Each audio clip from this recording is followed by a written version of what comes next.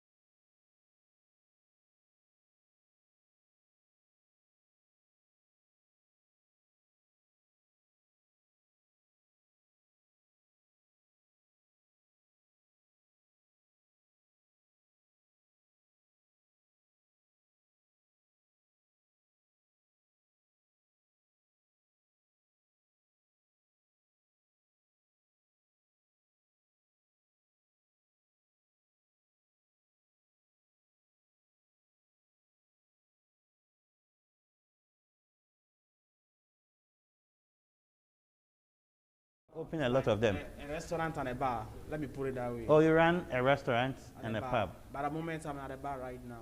I'm not Okay. even working with a restaurant. Okay. I'm Selassie, poultry and vegetable farmer.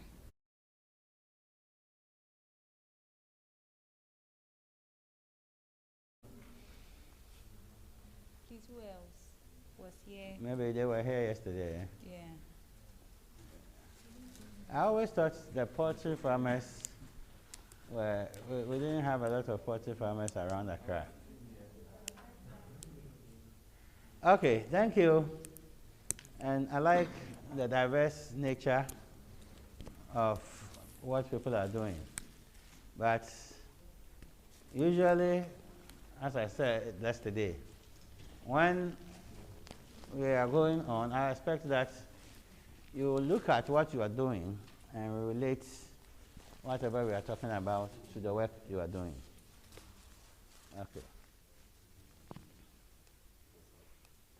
So, the restaurant, where is it located?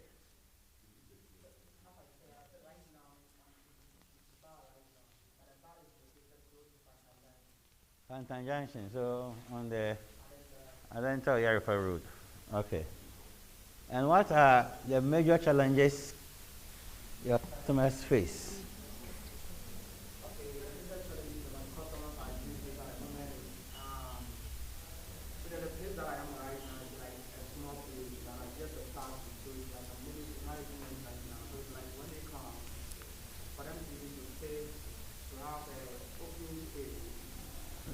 Microphone.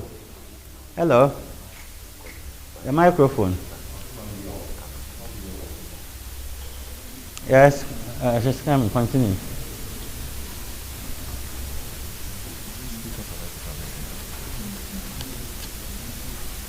Yes, continue. I thought she was bringing the mic. Right?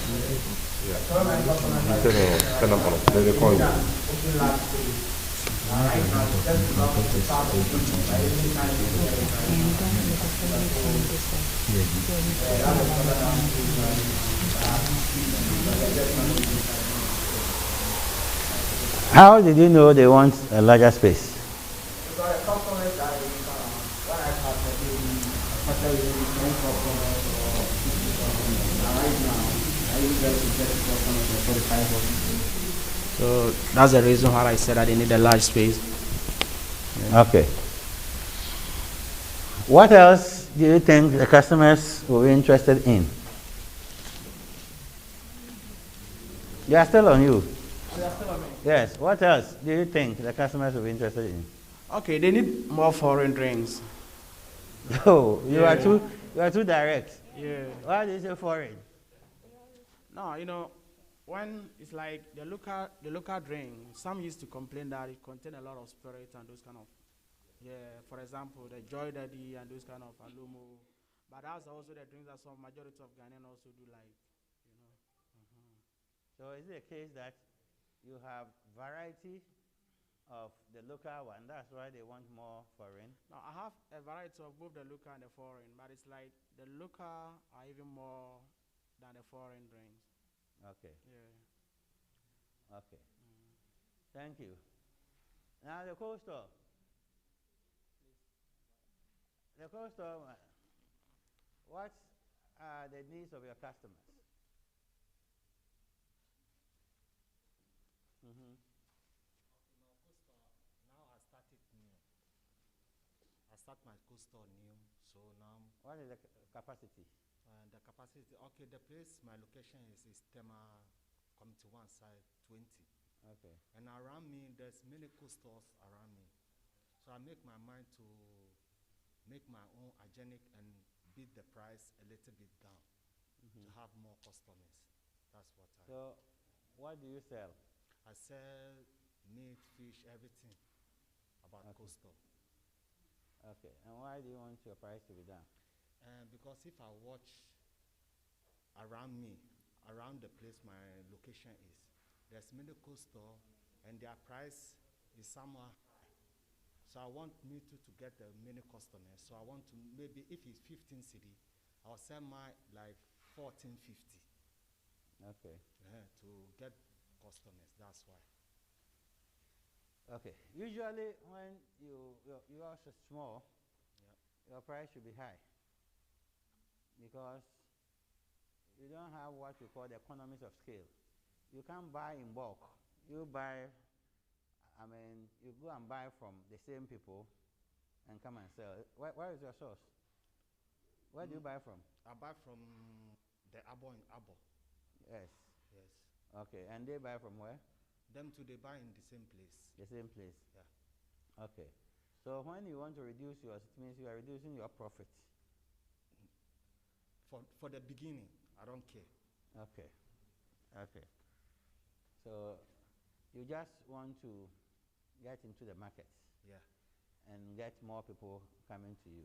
Yes. But when they come, how do you treat them? Do you sit there yourself? Yeah, yeah.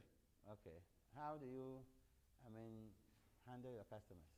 Customers, every market they say customers first. How to talk to them, to play with them, to service them as a good service. I want examples of those good service. I'm like, let's take it like someone want buy chicken thighs. Maybe I'll just come out it and just pick how the customer like. And I'll do it like that to the customers. Then maybe in case of next time, the customer will do what? Come back again. Okay. Are you using freezers or it's a room? Okay, freezers. Freezers. Yes. Do you have generators? Please, at the moment, no. So how are you taking care of the doom saw? Yeah, that one is difficult, but I'm trying to push it up. How do you deal with that? Because you can't tell me there are no lights off there. Doom saw is around everywhere. So when it goes off, the little ice in it is what keeps it. Yeah. You don't put ice blocks on it. You don't. No, sometimes I used to put ice block because I have some little freezer. I used to make ice blocks. So if I saw that the light is off, then I'll take some ice block and do what? Okay. Okay. Thank you. Welcome.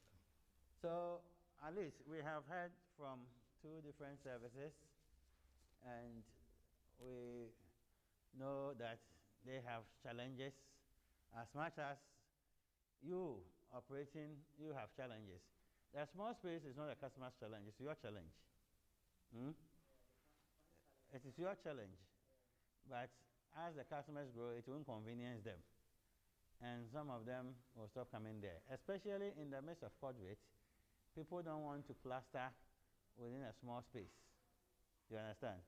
So it is important that you start looking for an open space that will allow them to arrange arrange chairs in the open. Otherwise, a time will come. It takes one person to draw their attention that, hey, you know, here there is no social distancing here. And then suggest a place where the place is big, and you see that all of them are moving. So you need to be able to look at space as your challenge, not the customer's challenge. Just as generator is his challenge, not the customer's challenge. But eventually, if people get to know that when the lights go off, you don't have any backup, then they will think that your fish is not fresh. These can be perceptions. Just knowing that he doesn't have generator, then why are you going to buy from there? You see? So the customer has a lot of things they take into consideration, a lot. They have a lot they take into consideration. You may not even know some of the things they take into consideration. Some customers are so sensitive that even the painting, the color, the way you have painted your office or your room, it puts them off. Yes, as petty as that. They don't like the color you have used. And color has psychological effect on people. Very hot colors like orange, yellow, they can make people angry.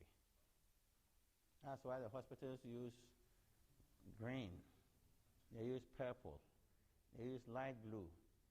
In terms of even what the nurses wear, what the doctors wear in the operation theater, the kind of blue they wear, the kind of green they wear, and the white the matrons wear, and so on, they were not selected, out of the blue.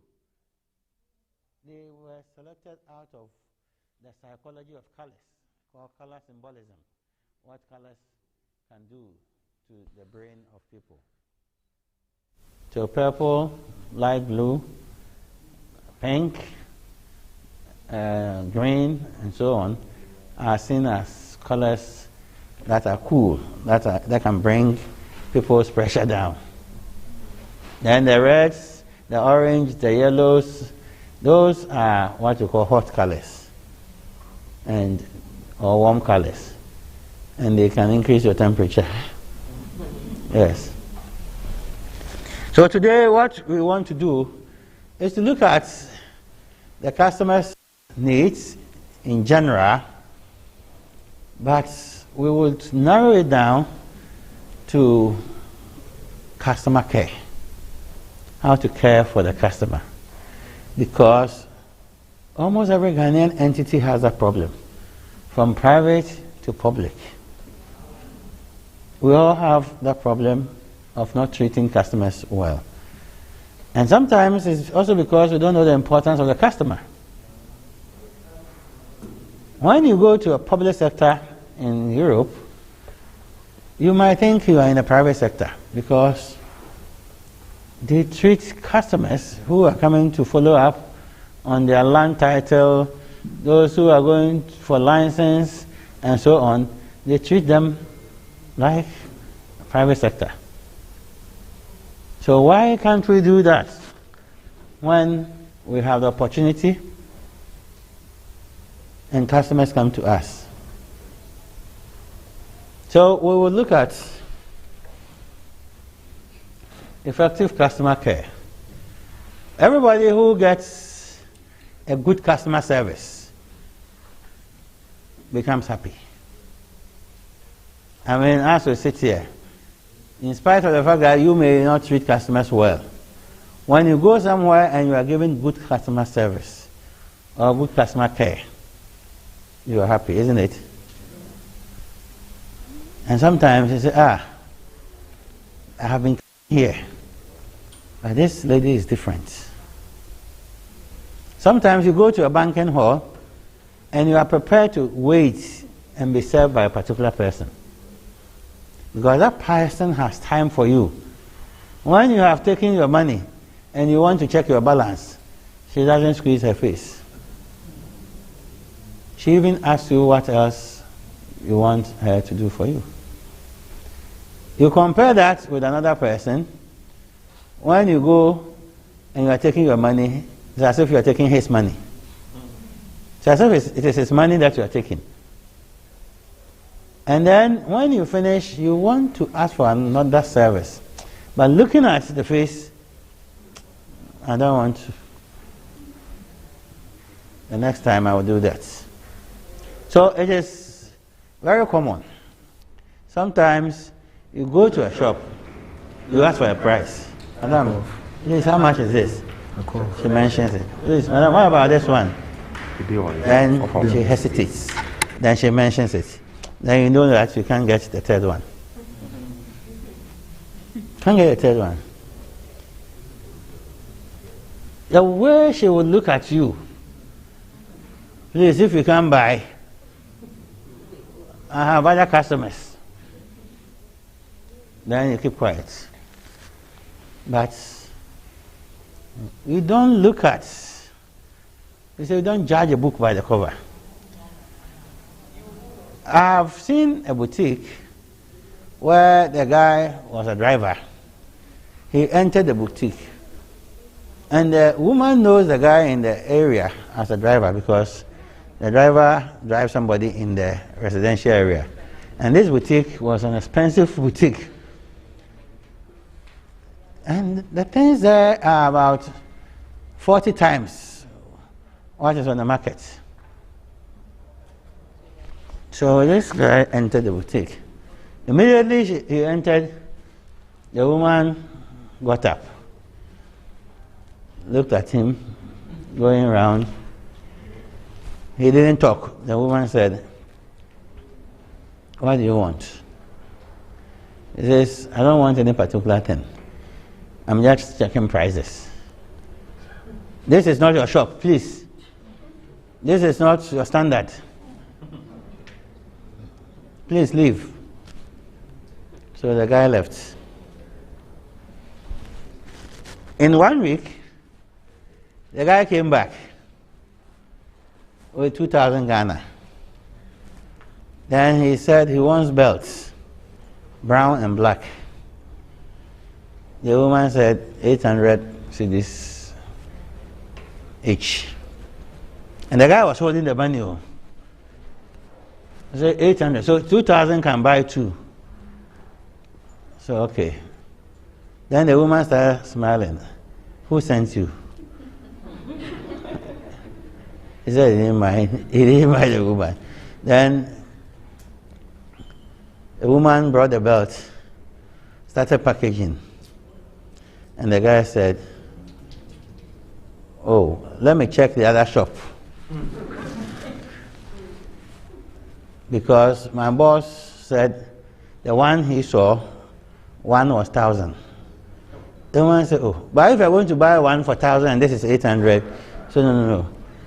The other time I came to check the prices to go and tell my boss, and he sacked me. So I didn't know your price." Then it dawned on the woman that a driver can come not because of himself, but on behalf of somebody. You understand? So the guy actually was sent to go and buy the belt, and he wanted to flex for the woman to know that he is used to handling large cars. The boss sends him on errands to buy things for him. You see, so sometimes we shouldn't be looking at the person's personality. If he's not coming there to cause any havoc and he's coming to look at prices and go away, if you think that he can still, just put your security, apparatus in place. Okay. So we'll look at a few customer needs. And customer needs is a motive that prompts a customer to spend money. Everybody sitting here has a need. Everybody sitting here. By the grace of God, the very top needs of human beings are free. Breathing the air that gives you life is free, isn't it? But small air that you put in your car tire is pay 2 cedis. Isn't it? Small air that you put in your car tire is pay 2 cedis. The air that gives you fire in the kitchen, the gas. See how expensive it is. So imagine God allows some shops to sell the air we breathe. One Saturday, the man will lock the shop and go for funeral. And by the time he returns, we are all funerals.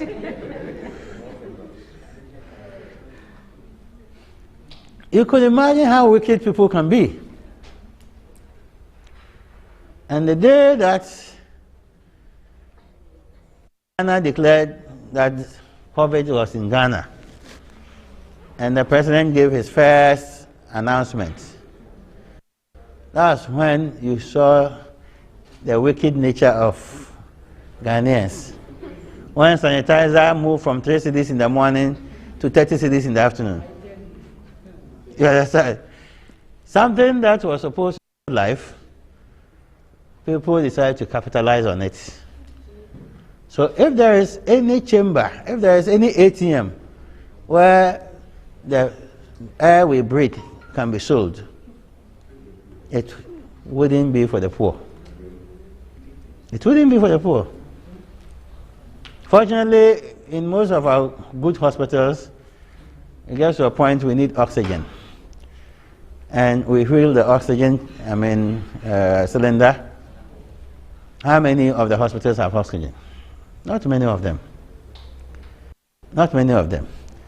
So, customers' needs, we have what we call the needs and what we call the wants. The needs are mostly things that we need to survive. The needs are mostly things we need to what? Survive. So there are basic needs like food, basic needs like what else? Shelter for Africans is not a major need for Africa. You see, this concept of food, clothing, and shelter is from the West. In Canada, you can't sit here 5 minutes in whatever clothing. You understand? You can't walk out there with these boots you're wearing or this footwear. You can't. Your leg will be frozen, and if you don't take care, it will have to be cut. You can't sleep at a bus station or bus stop. So when you say clothing and shelter, there it is. Because you can't survive 10 minutes without getting pneumonia. Nobody in this room will survive 5 minutes in a typical Scandinavia weather. You can't. As for the food, yes, across board. Water, across board. Here, you go to a typical village. Somebody is walking the streets, bare-chested, but his shirt is around his neck. The shirt is available, but he's not wearing it because the weather is hot, isn't it? Yes.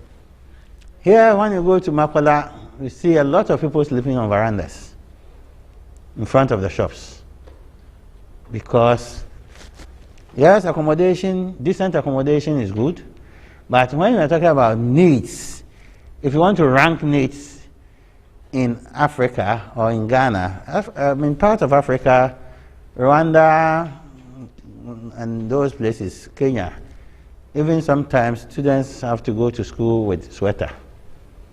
It's part of their dress code because of their weather.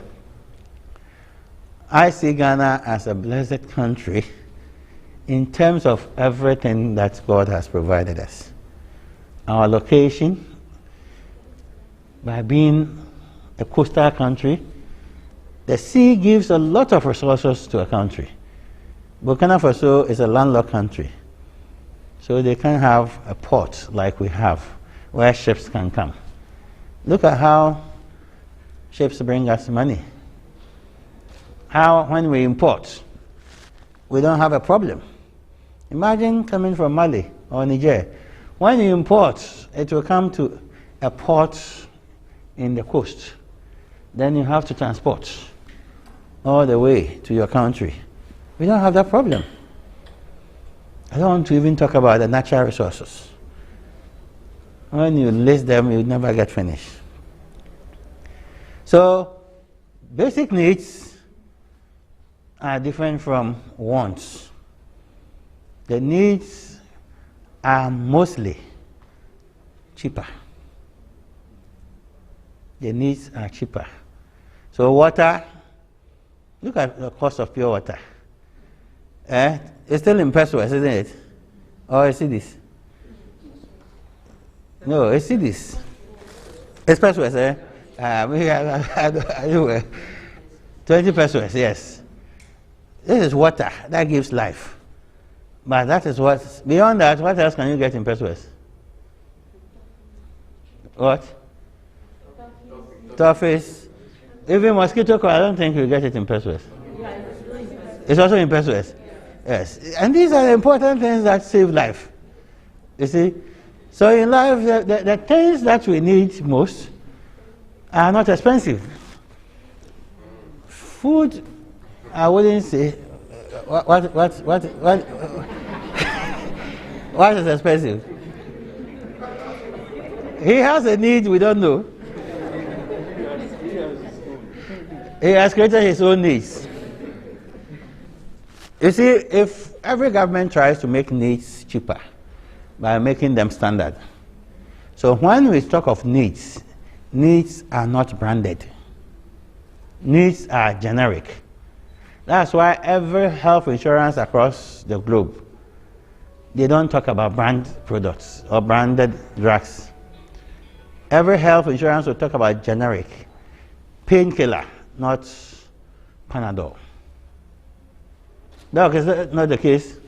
Not the case. Yes. Painkiller, cough mixture, and not a particular one. The moment you brand it, it attracts extra cost. So we live in a world where the needs are supposed to be the cheapest. So insurance, health insurance wants you to go for the most affordable that can do your job. And if you can afford and you want to go at them, it's up to you. It's up to you, but they won't pay. And a doctor cannot prescribe a high-end product because that's what he thinks can cure. He needs to start with the commonest one. Wants are different from needs because I've said needs are generic. So food is needs, water is need, and clothing is need, shelter is need. The moment we start picking the brands, then we are bringing alternatives. So for instance, if I put all of you in this room, I lock this room for 2 days. People will be very thirsty. People will be very hungry. So day 2, I come and open this door. And then people are struggling. And I say, okay, I have a bottle of water. Who wants water? Everybody puts up the hand. I bet you nobody will ask me whether it's Baltic or it's Belacqua. No. Is that the time that you want to know what type of water it is? That's what you do. Okay. You see? So, when you are in need. When you are in deprivation, brands don't matter to you. Unless you have medical information that that particular brand gives you a certain reaction. And in some cases, you are even ready for the reaction. In some cases, you are ready.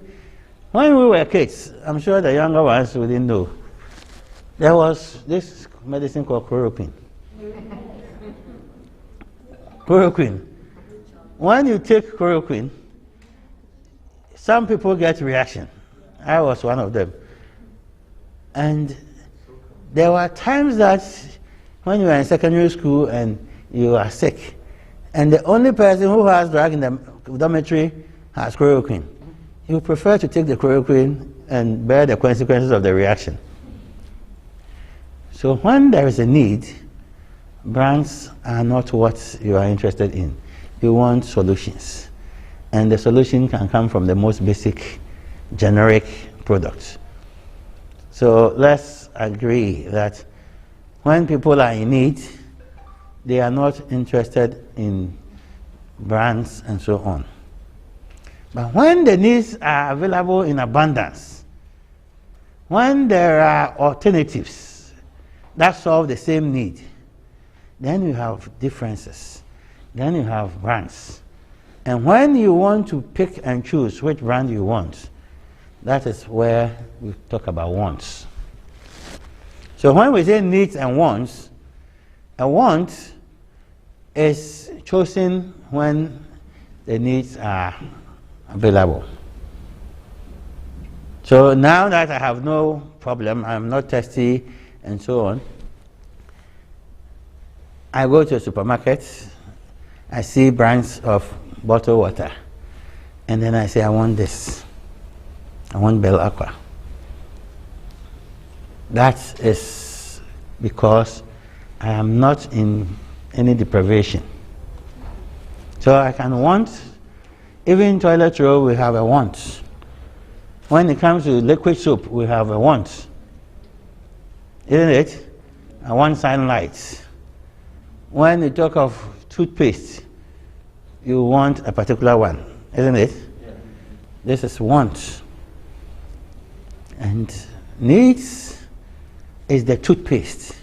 I need a toothpaste. You have traveled, you forgot your toothbrush. Somebody is bringing you a toothbrush and say, mine is Pepsodent. You say, oh, no problem. Don't say that I want Sensodyne. Hey, this village, you want Sensodyne? I've been lucky if we didn't talk about charcoal and that plantain use. Okay. So a customer need, and we can say, and wants, are the reasons why we buy.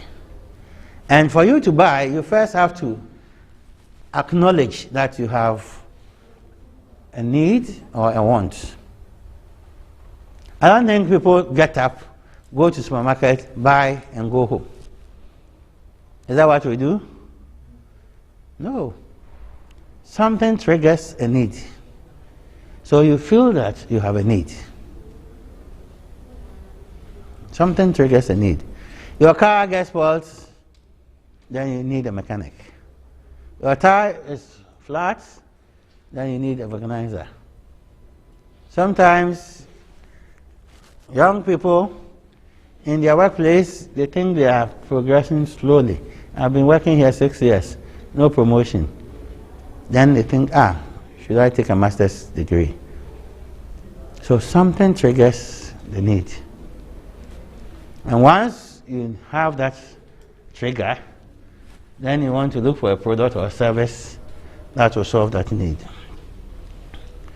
Ultimately, the need is the driver of the customer's purchase decision.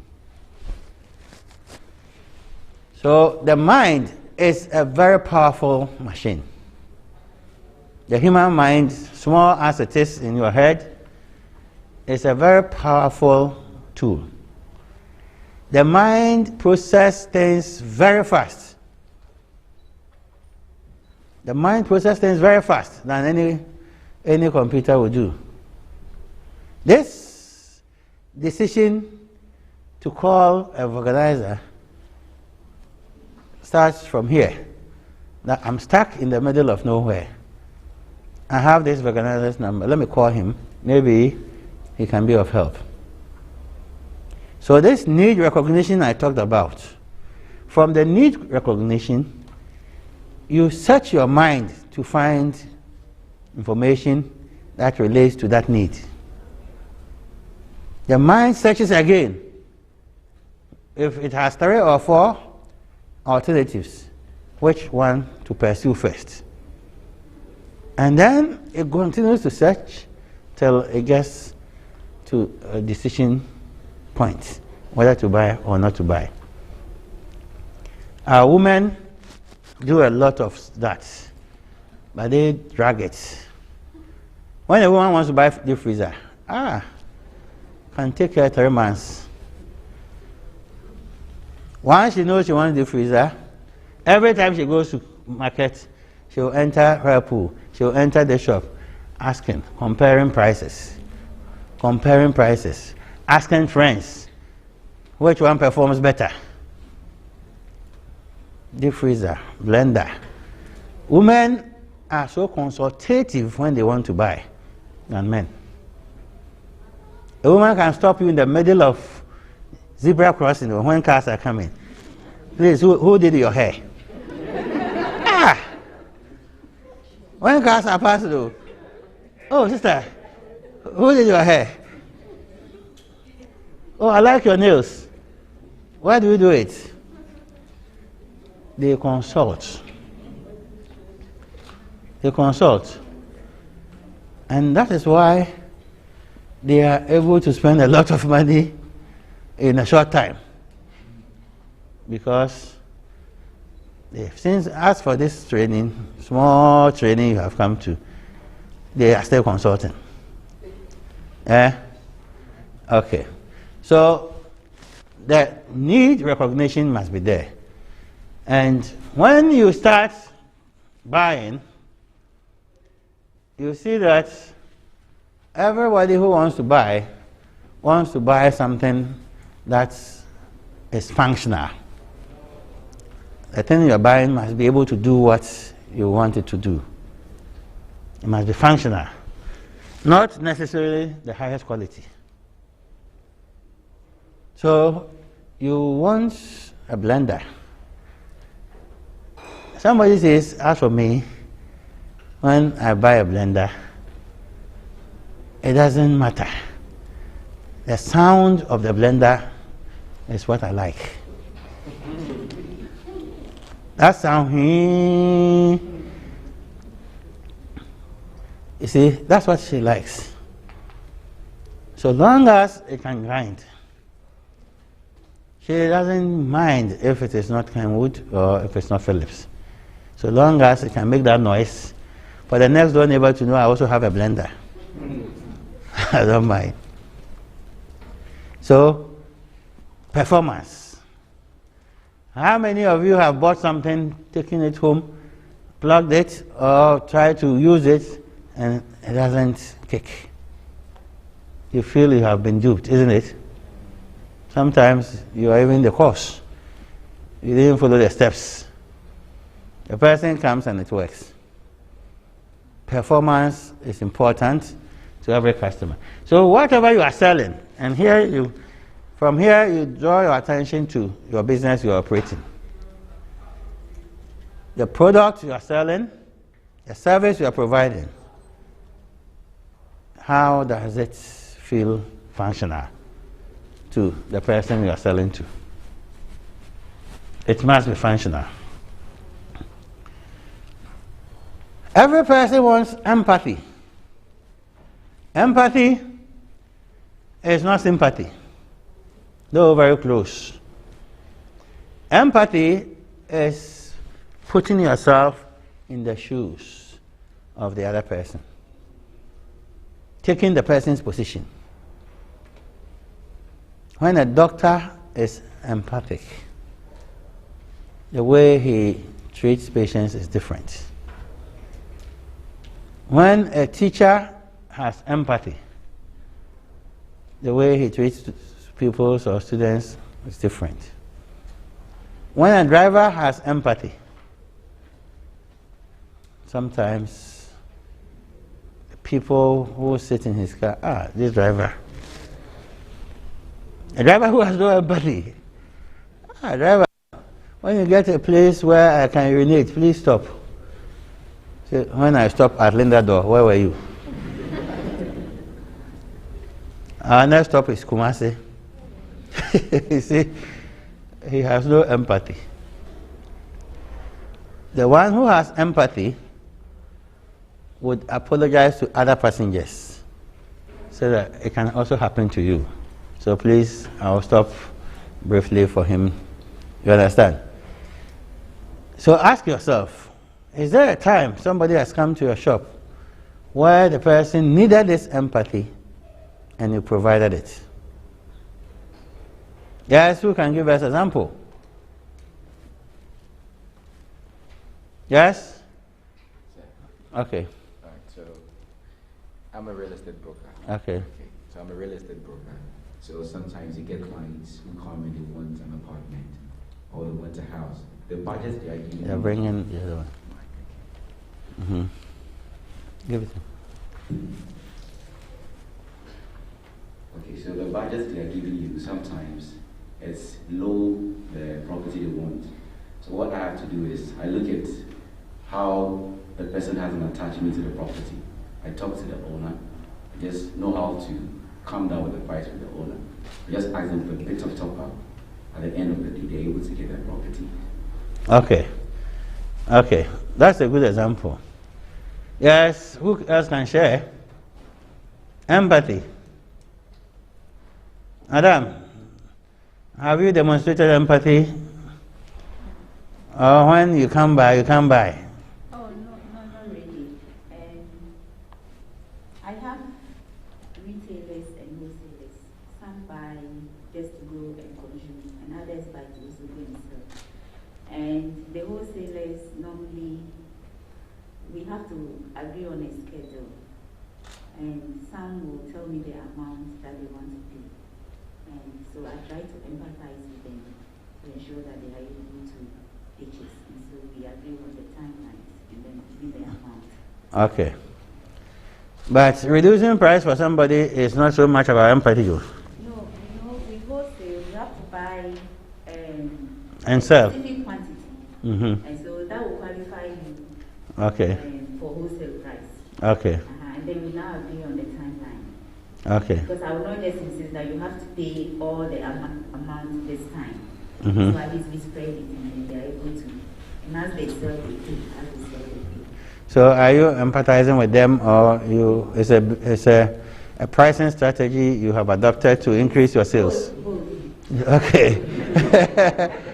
Okay. In a pharmacy business, I see that a lot. Sometimes you rush into a pharmacy, give them a prescription, they don't have it. Then, in your confusion, you ask them, where can I get it? In a typical non-pharmacy business, they say, I don't know. Even if the next door neighbor has it. And in the market situation, the next door neighbor has it. But mostly, they are not in good terms with the next door neighbor. So they will tell you they don't know. Some even, no, when you say they don't know, then you keep asking. Some, if you don't get it here, you can't get it anywhere. So you don't even want to ask the next door neighbor. But in the pharmacy, they tell you, please wait, let me make some calls. Haven't you experienced that before? Yes. They take their own phone, call, this person is the one who imports into the country. So if he doesn't have it, he will be able to tell me who has stock. And they are able to tell you where to go. It may be far. That is empathy, because they are not obliged to go that extra mile. But looking at the way you are feeling, looking at the way you are rushing, saying that the person is on admission and they are waiting for the drug, the person wants to do more. Sometimes they even ask them to bring it to their shop so that they save you from going there. That is empathy. And that can be applied to any business. So today, if you don't have that empathy, start developing it. That customers need that empathy to go home and tell their story. And that story that they tell becomes word of mouth. That will let people see you different from others.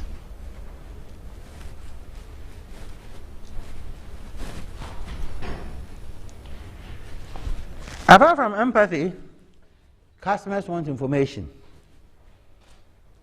They want information. There is nothing so annoying that you go to an airport, you have to travel at 9 a.m. 9 a.m., you have not been called, and nothing has been told. No information. Then you ask, what is going on? And it's not just at the airport. Everywhere that you are queuing and nobody is attending to you, you want to know why. Sometimes when explanation is given, you are okay. You can wait more. But nothing. Sometimes you want to buy something from a shop. You've gone round, you come back and stand there. You stood there at first. There was no price. You go round and you come back as if the price will come on its own. You meet somebody in the aisle, those who work. Please, can you give me a price? The person gives you a wiper. There's no information.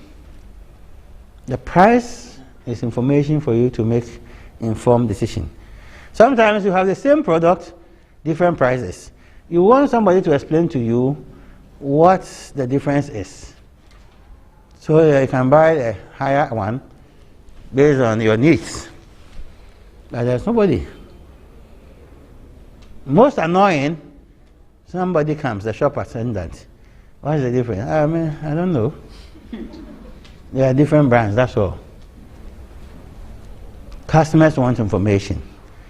And in our context, when they are asking for further information, we get angry. Should we? Information is a need for them to make decisions.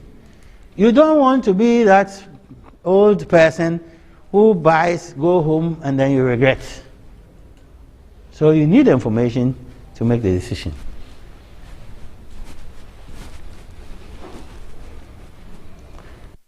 You want value for money. So that is where price comes in. Value for money. Every customer wants customer surplus. Customer surplus is to go to town that I have 50 cedis to go and buy toothpaste. And when you go to town, you don't know the price. When you go to town, the toothpaste was 25 cedis. You say, hallelujah, I budgeted for 50. When you go and it's 750, say, hey, I have to go and come. Customers want things within their budget. They want things in their budget. So they need the information to plan their budget. And eventually, when they buy the thing, they want it to perform. That's why. So you see that the performance we talked about, they need to be helped and gain empathy, and also the information to make a decision and to save. They want alternatives, different designs to choose from. People who want to buy are not socialists. You have only one. Black t-shirts for everybody. No. We want alternatives. I should be able to choose from alternatives. When it is one size fits all, they don't like it. They want efficiency. Efficiency. They want the thing to be able to perform higher than you even say it performs.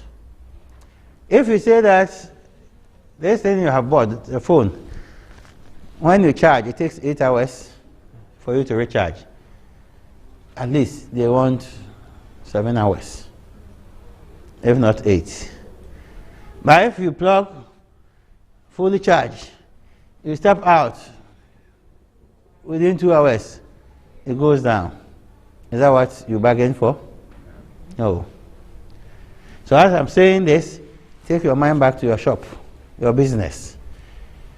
Are you giving the right information? Are you giving the right efficiency to people? If it is true, you know, because your return inwards. When people are returning the product, arguing with you, they want their money back. Or sometimes people out of sympathy will not bring it back, but they will come and complain that when I took it home, it didn't work. You will know, and sometimes we don't do anything about it. They want compatibility. Sometimes, especially electrical gadgets, you want things that fit the voltage in your country.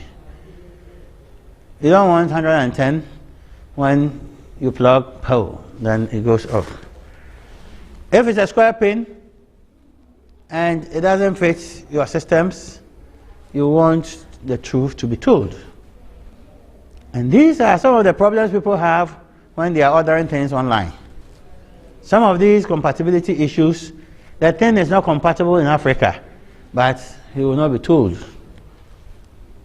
And some of us, when we are ordering, we order as if we are in another country. Because if you use American address, it will treat you like an American. Just because they will not ship to Africa, you don't state that it is going to be used in Africa. Then you will get something that is not compatible here. So here you may not see it that much, but elsewhere compatibility is key. Fairness in service. Fairness. No matter how poor you are, no matter how rich you are, when there is a queue and somebody jams the queue, you get annoyed. Isn't it? And when the service provider is not checking and is serving those who are passing by, crossing the queues, you become. So the service provider should be able to have sanity in terms of service. If you have a loyalty program, make it transparent. KLM will always put a sign, Sky Priority. If you are a Sky Priority member, this is your queue.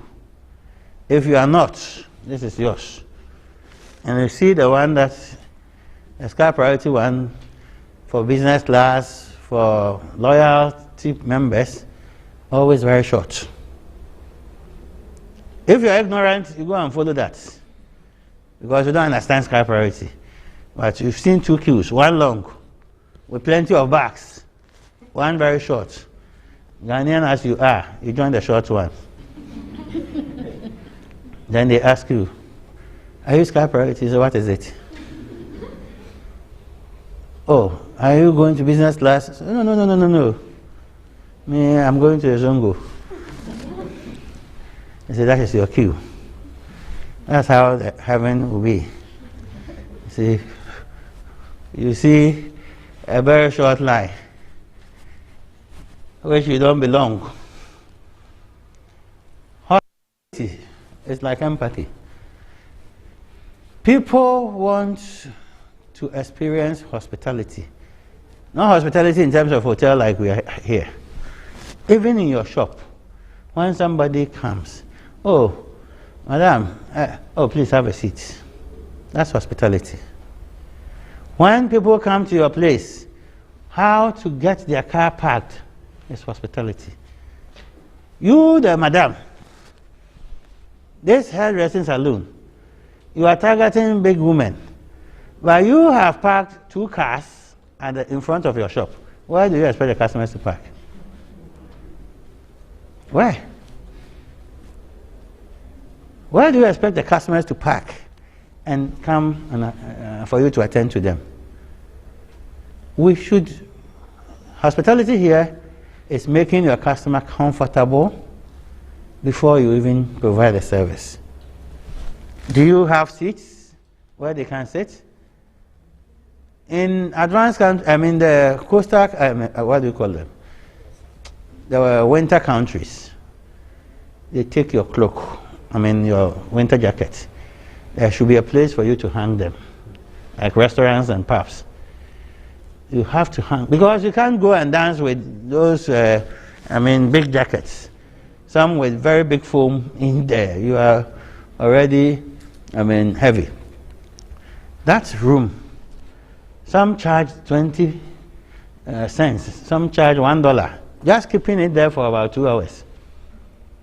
But most pubs provide it for free. So the moment you enter, there is a place where you hang. And then you go and do what you want to do. When you're going back home by 3 a.m., you go for it. It's not something you can forget. It's not like here when it finishes raining, you can forget your umbrella somewhere.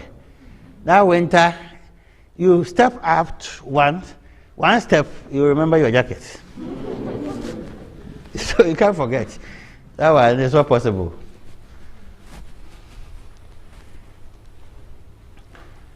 Above all, a human being wants respect. A human being wants respect.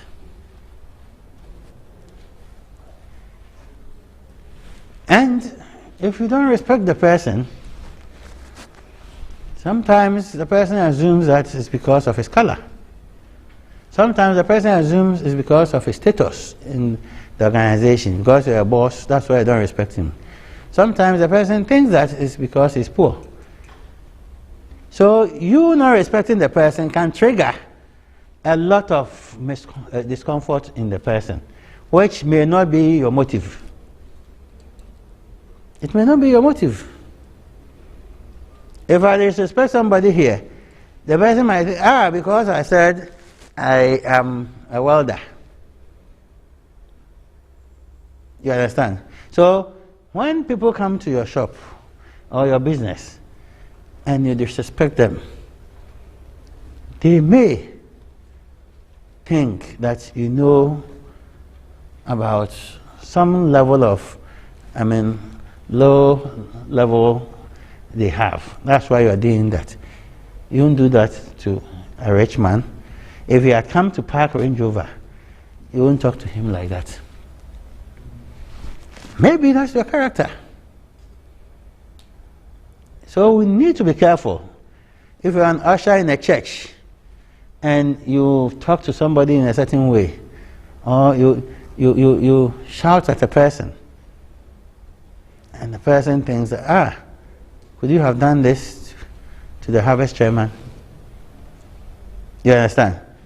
So in your business, learn to respect everyone. And here the everyone includes your staff. The everyone includes your staff, the person, your shop assistant, the person working with you. It includes your supplier, the one who brings you the goods to sell. Everyone needs respect. And lastly, convenience.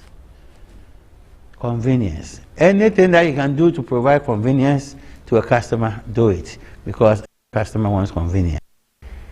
And if you can sell convenience, sell. It's a way of making money. If convenience means so much to them, sell convenience to them. Make it an option. You don't have to come here. We can deliver. That's convenience. And put a price tag on the convenience. So customers want convenience. And we also talked about speed, which yesterday we discussed. Customer care is slightly different from customer service.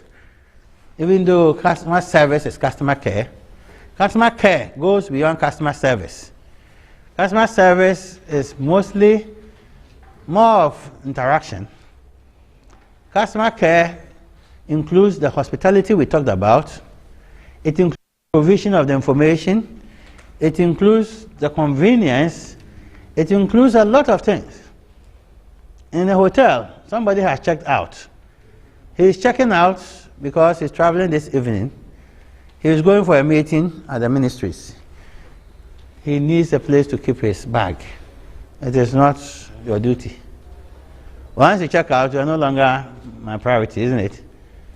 But to be called a good customer care hotel, you need to provide a luggage room where such people can take advantage of. See? So customer care goes beyond the service, customer service. The care is the experience that you enjoy when you are there or when you call them. Every interaction with the brand, how you are received, is part of customer care. So, Coastal, if I buy 1 box of chicken thigh and I say, I'm going to town, keep it in your fridge for me, how do you react? Will you charge? Hey, this okay is too slow. Some I can charge them, some no.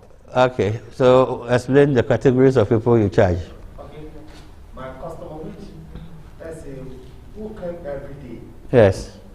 I live away. Okay. But the one for first time, maybe I'll charge a little. Okay. It means that you are trying to, like yesterday, we were looking at customer loyalty.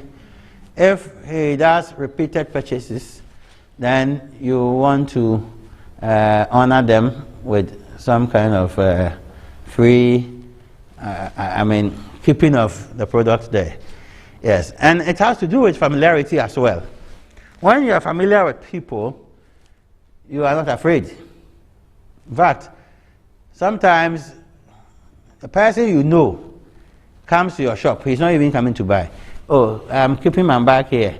I want to do this, I'll come for it. You are not afraid, isn't it?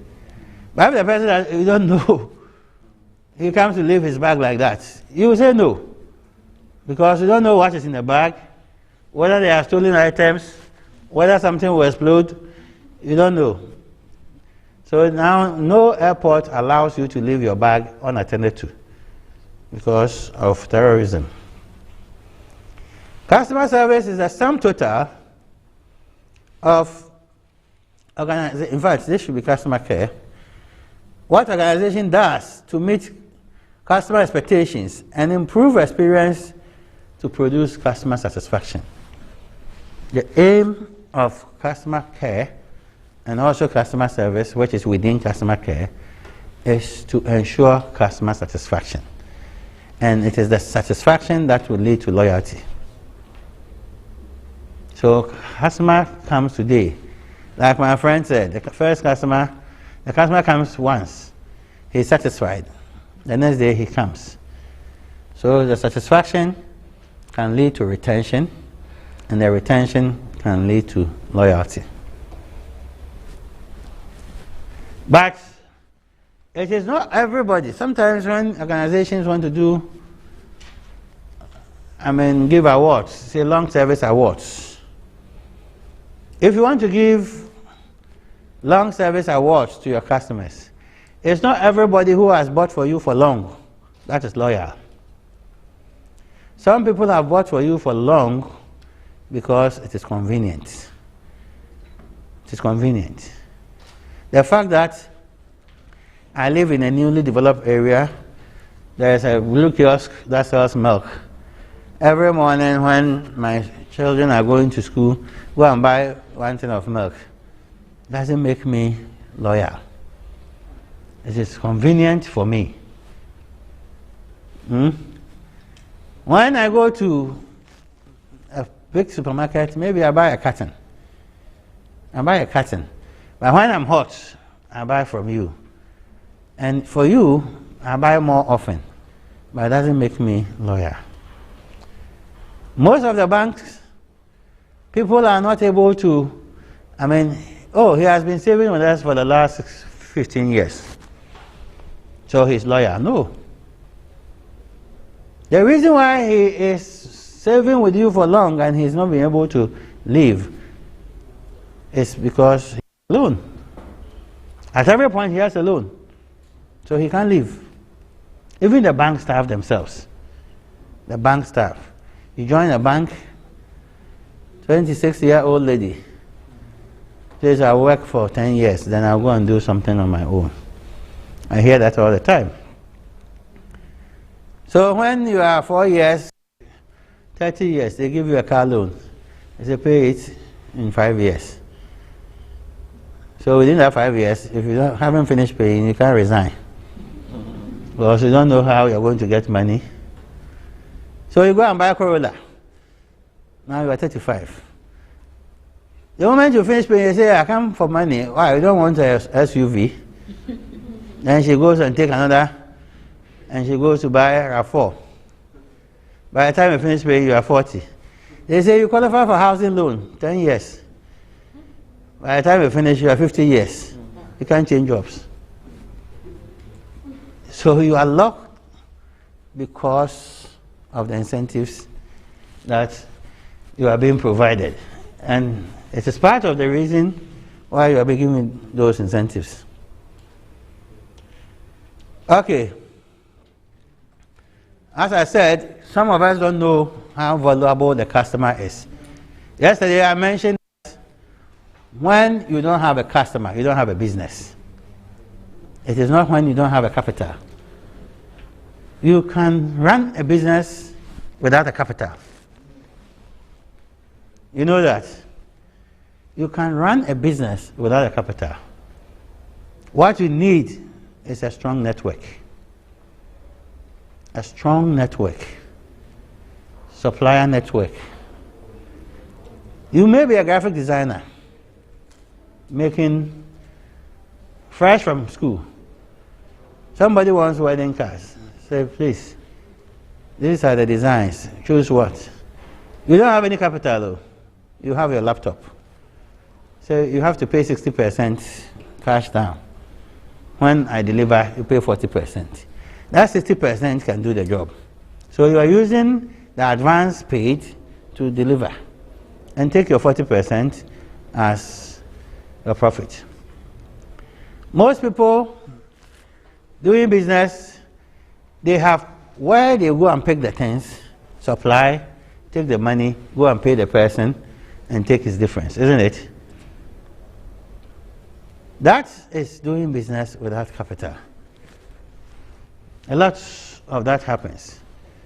Most of these people selling fried yam and chofi at Nsawam, they are independent people selling, but they have a source. They go and collect it, go and sell, go and pay, they take their difference home. You see? So, when I say that, the most important thing in business is not capital, but customers. Let that sink. The most important thing in business is customer. Isn't it? Because whether it's your own capital or not, when nobody comes to ask you what is the price and pay for it, and every time even they are coming to ask what is the price, nobody is taking action to pay. One day you ask yourself, what am I going to do? Why am I going to open the shop? Nobody is buying.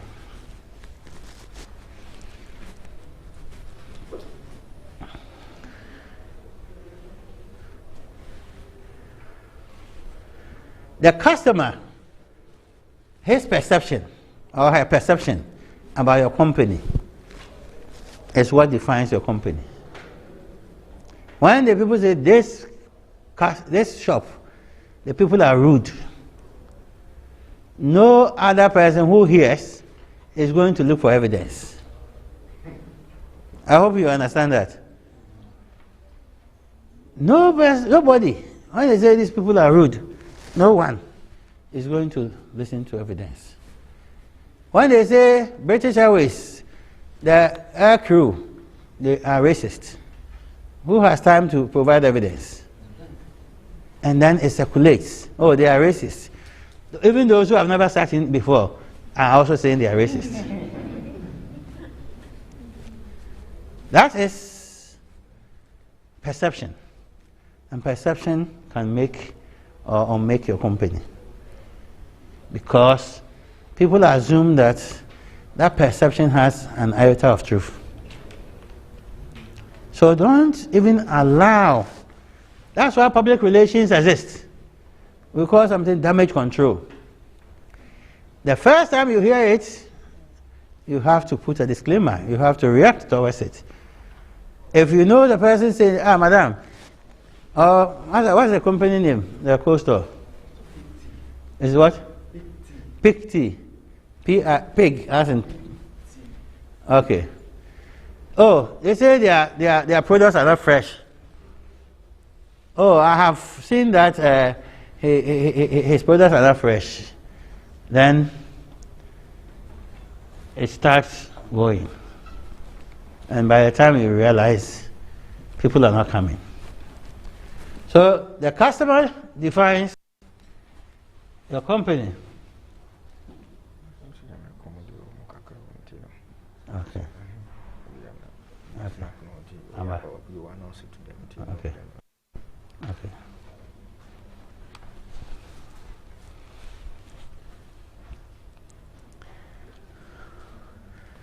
The reason why you established your business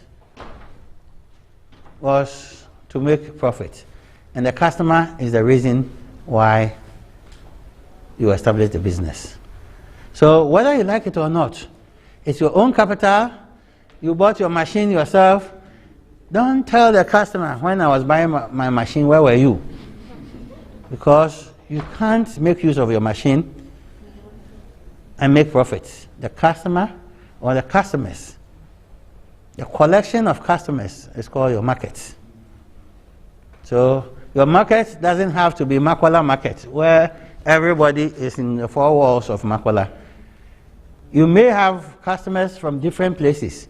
When you put all together, that is your market. So the customer is the reason why your business was established. Okay. They talk about their experiences with companies.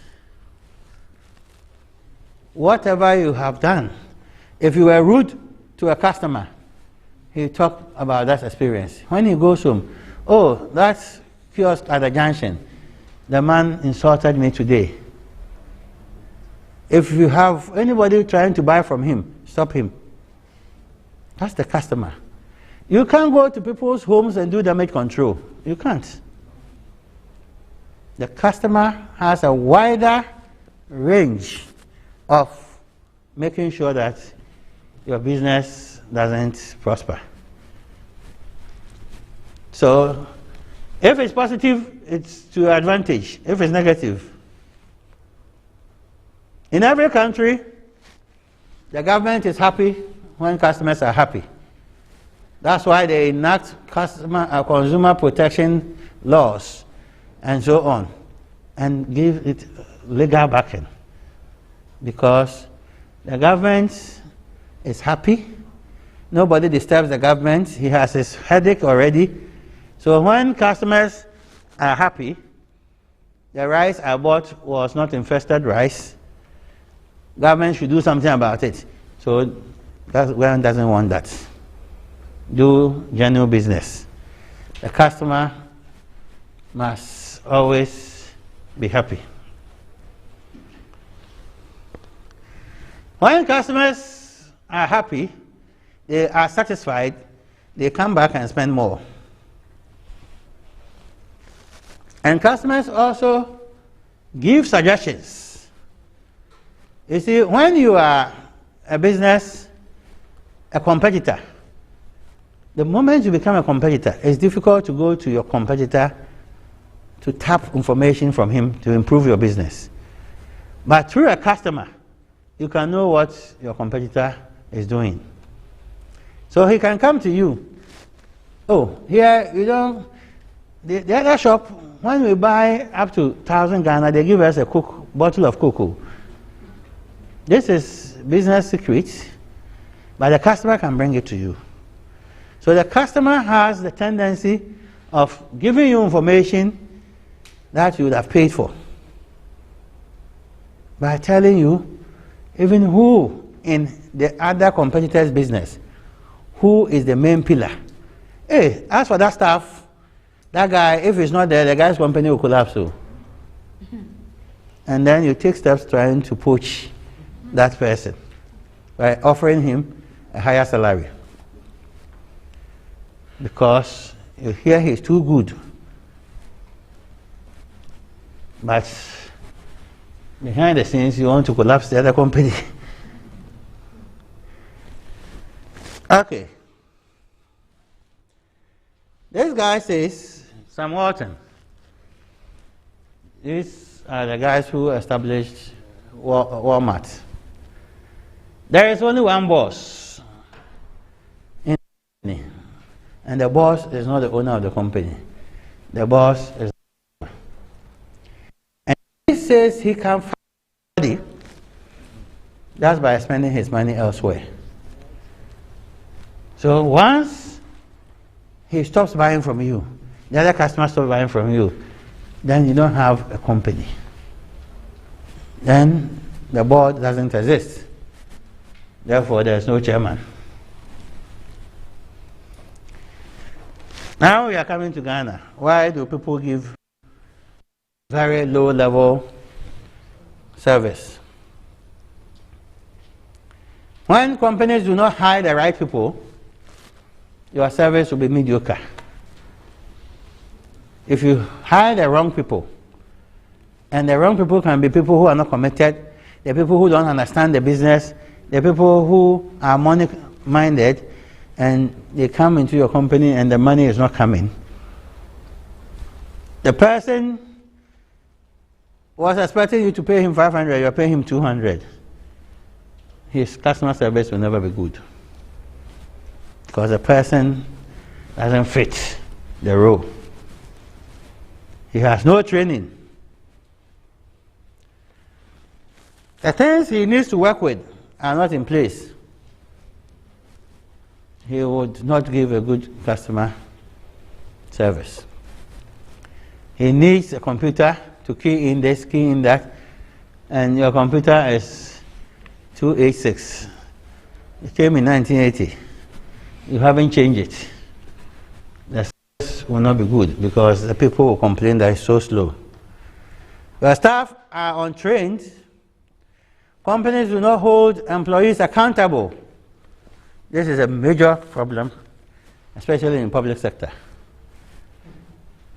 When people do not give correct customer service, when people even insult customers, they are not held accountable. They are not punished. Nobody takes them on. Their bosses do not reprimand them. Therefore, he will do it again. So when you have an attendant, a shop attendant, and he doesn't speak well with customers, and you don't do anything about it, it won't stop. Organizations do not reward those who provide good customer service. You have 3 people in your shop. One person goes the extra mile to provide the best of customer service. The rest don't. And the one who does it well doesn't get motivated in any form. Then he decides to join the rest.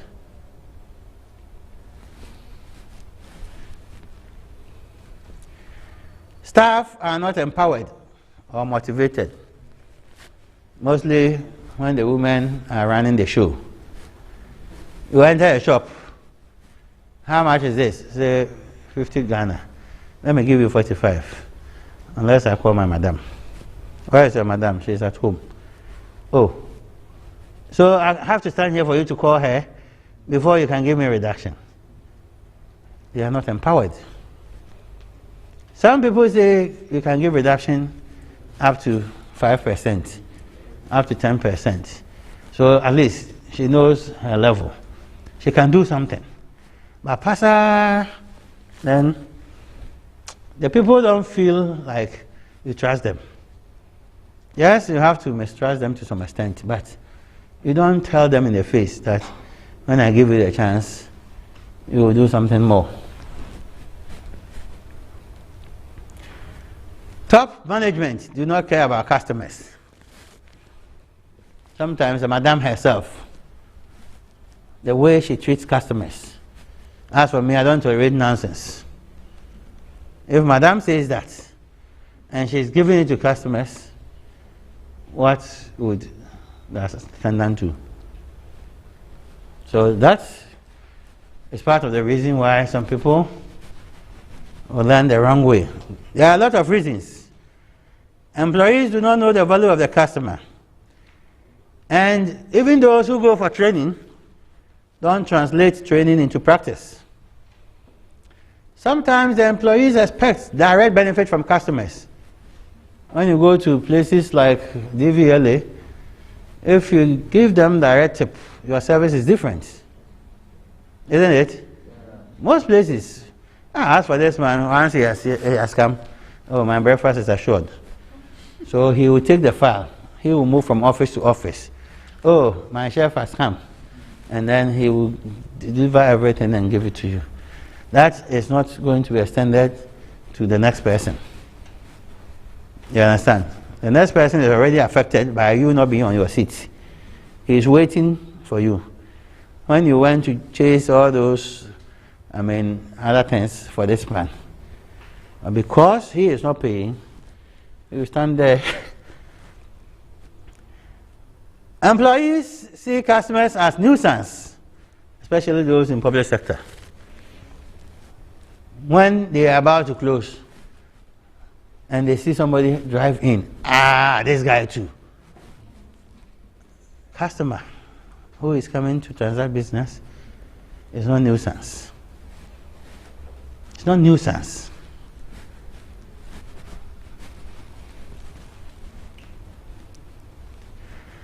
Okay, other employees regard excellent customer service as the preserve of the frontline staff.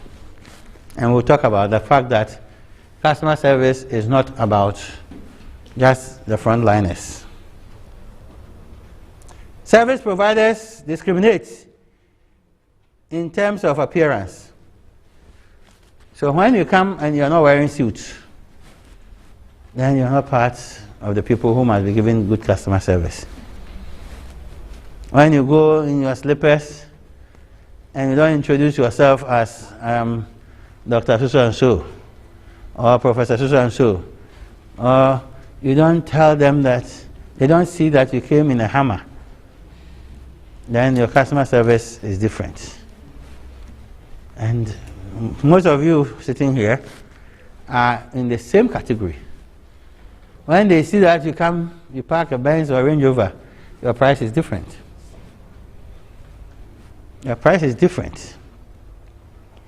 But we need to look at the customer as important. Okay, now let's get up. Let's get up. Put your books down.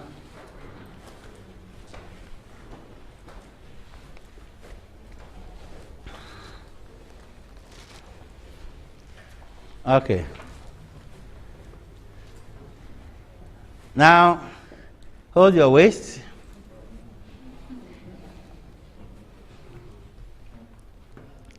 I want you to use your waist to write Accra. So start. A. Capital C. Another C. R. A. Okay, Accra is easy. Now we are going to write Kumasi. Capital K, the rest are small letters. Now, capital K, U, M, A, S. Now I want to see the I with the dot. I. Okay, sit down.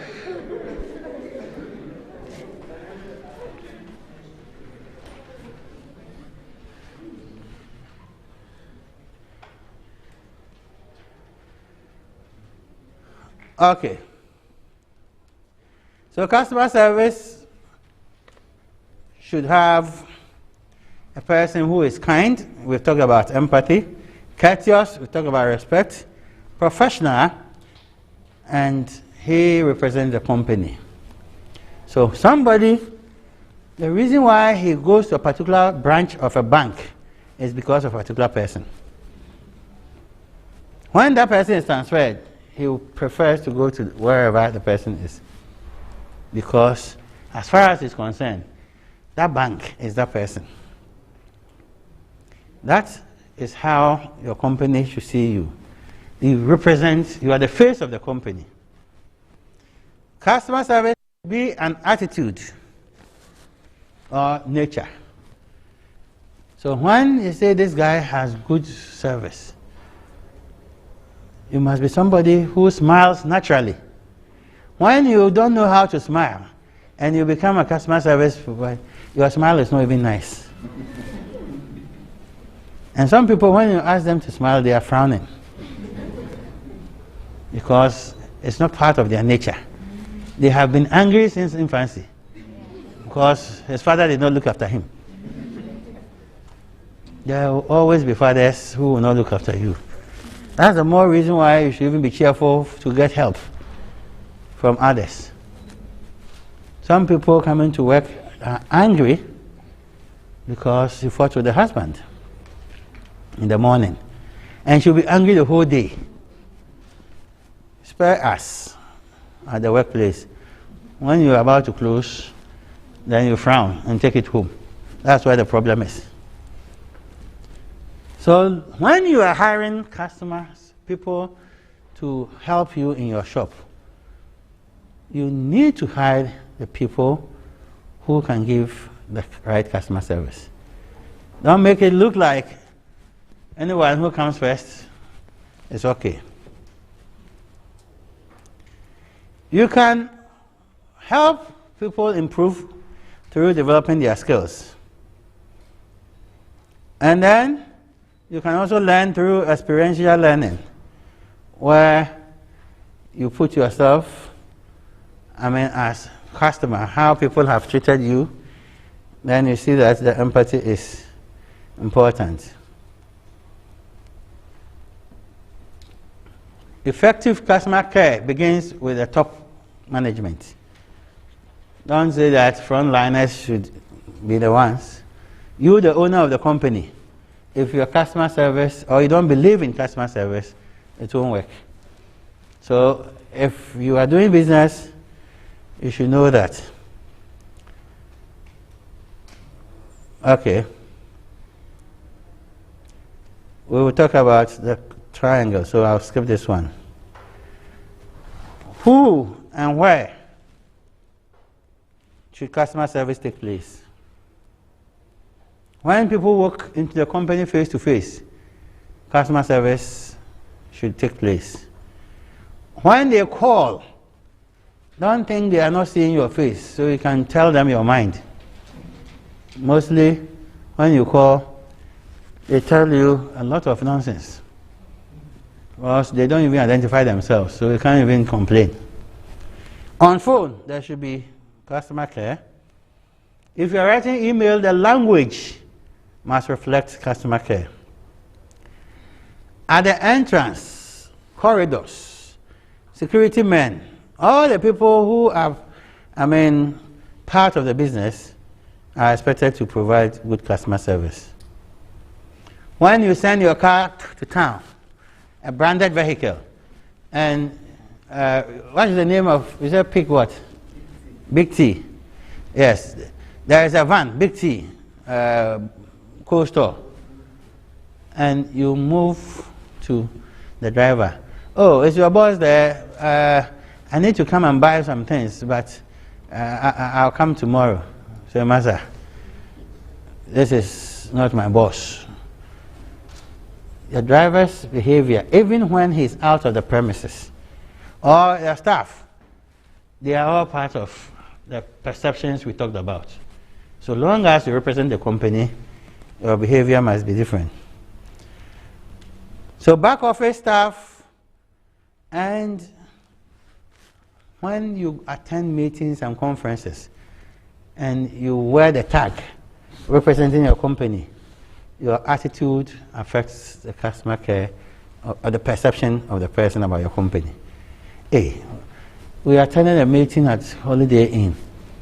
The guy who represents the company, the guy is arrogant. And in Ghana, when we give you the arrogant tag, can never be president. So, triangle. There are 3 levels. Top is management, right, customers, employees. You can interchange them anywhere. The management of the company will tell you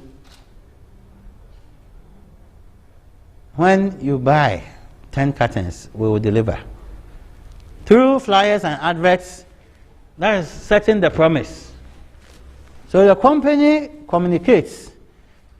You saw an advert or flyer or poster from GIZ saying that there will be training. That's from GIZ. It wasn't from any particular person.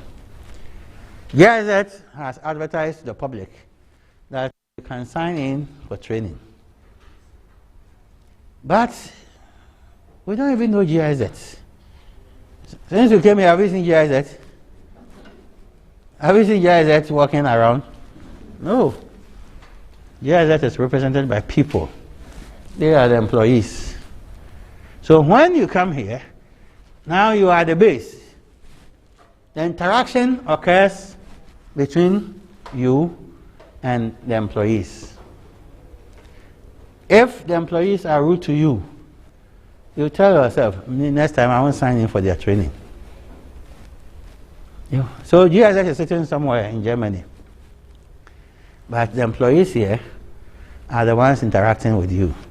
All emails, all text messages, everything is between you and the employees. Anything can go wrong, and you swear not to have anything to do with them. Or, if it is exceptional, you recommend to other people, isn't it? That is the base. That is what you see, the base. You see the other side. How GIZ interacts with its own staff, you don't know. Isn't it? So organization behavior with staff, you may not know. You may not know. But you will see a bit of it in your interaction. That's why when the organization doesn't treat its staff well, you see a bit of it. The people are not motivated and they are easily angry and so on. So the service triangle is like that. The organization will make advertisements that you see on TV, you hear on radio, you see on the internet. It's up to the customers who would interact with you. And the organization must treat its customers, its employees, in such a way that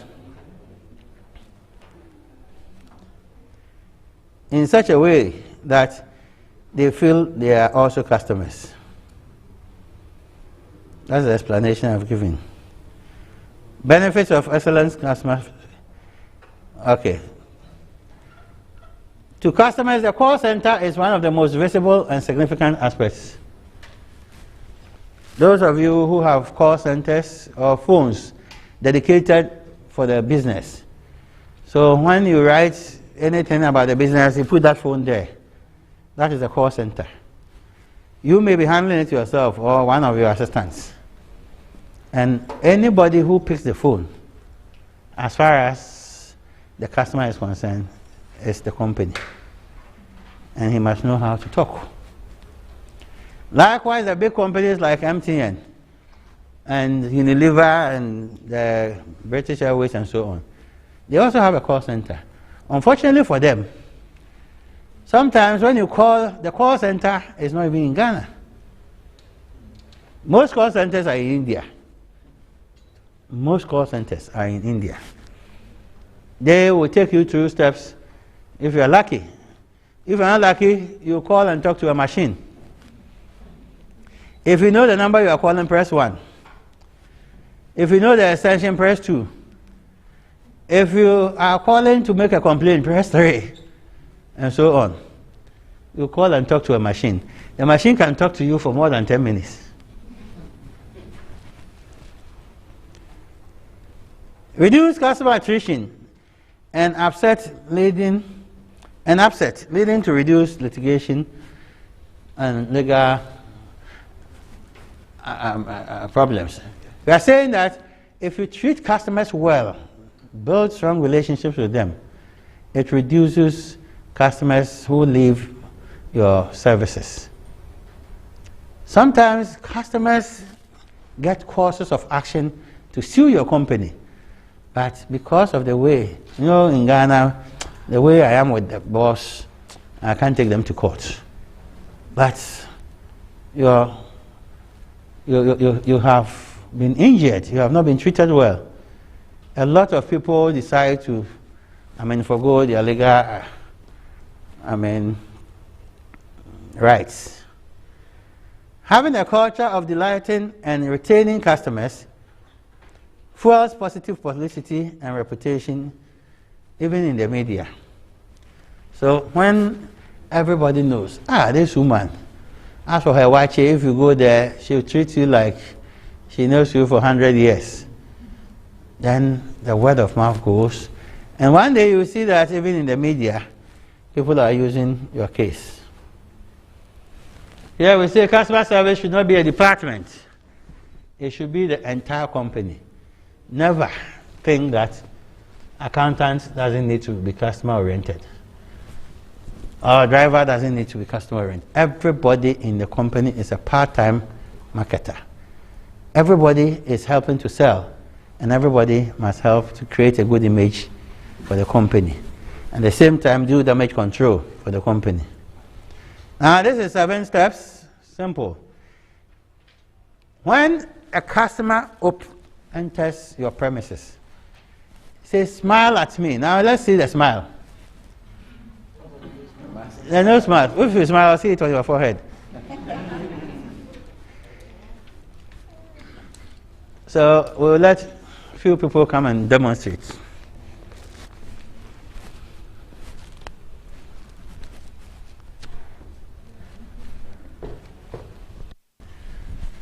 So the first step, when the customer enters your area, smile, no matter what your facial expression is.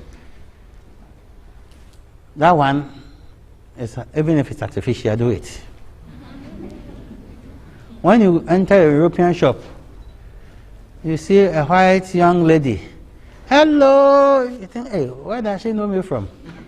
She doesn't know you. She's been professional. And then you say, oh, I want this. Okay. Come this way. The way she will treat you, you think that she knows you. Sometimes you are confused because you think that it's not normal. So smile at me. This goes against the Ghanaian culture. When somebody comes to your shop, you expect him to greet you. But in marketing, it's the other way around. You greet the person. Don't use the Ghanaian culture. When he came, he didn't even greet me. So I was waiting for him to say what he wanted. Then I asked him, don't you know how to greet?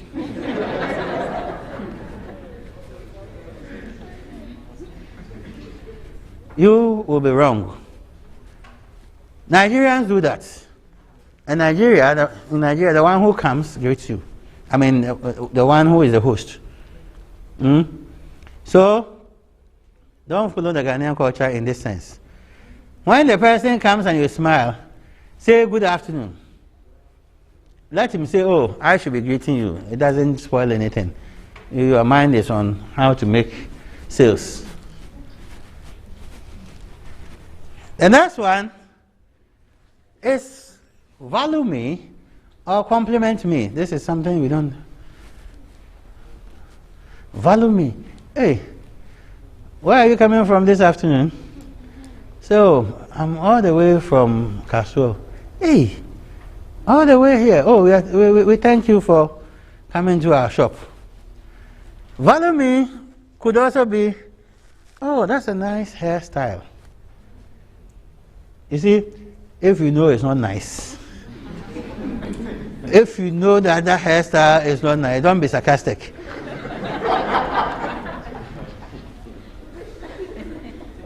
Don't be sarcastic. You see, the person will see through it. But maybe she's from saloon, the hair is shining. Maybe the guy has on a tie. So I like the color of your tie matches very well with your shirt. Thank you. I mean, let the person know you've taken notice of something else apart from just being there. I hope you understand that. So, value me. It is not proper for a man telling a woman, oh, I wish you were my girlfriend. No. That's not a compliment. That compliment is overboard. There are things that in the West they will call sexual harassment. Those are part of it. Valuing the person doesn't mean trying to be intimate. No. Pick something and value the thing. Compliment it. Compliment it. It doesn't have to be something big. It can be a haircut. It can be a shirt. That's why I said that don't be sarcastic. Don't be sarcastic. I can't enter your shop and say, oh, I like your flat tummy.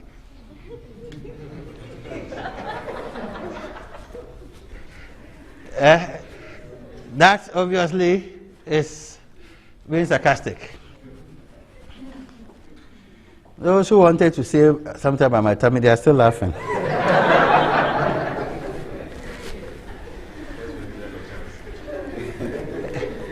Listen to me.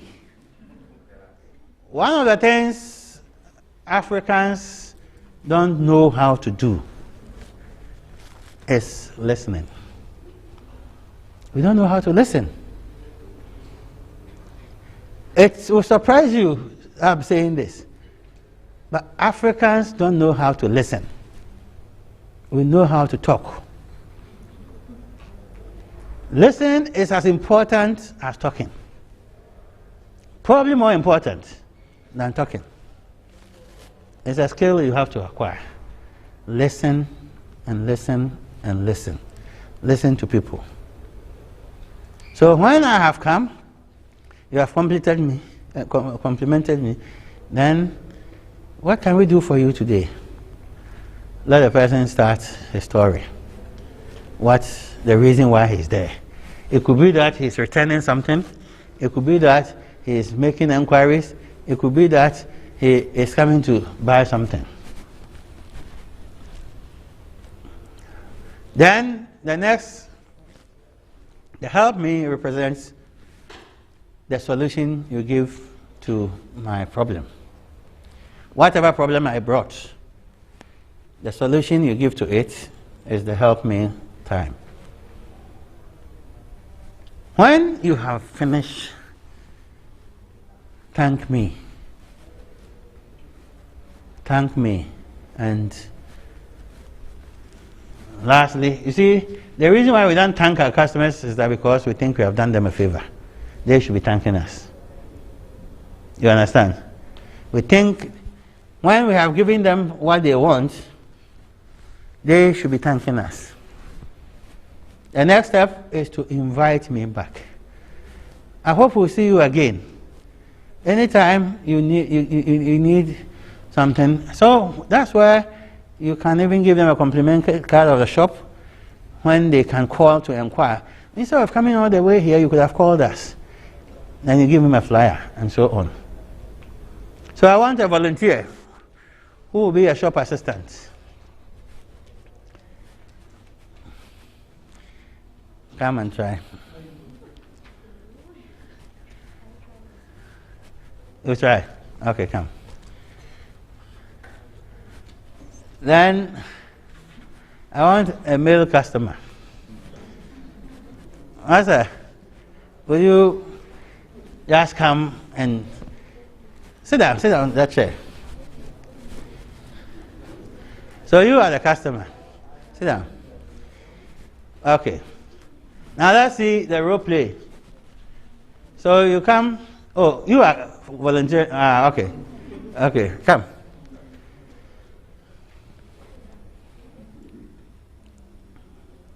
So you are going to her to buy something.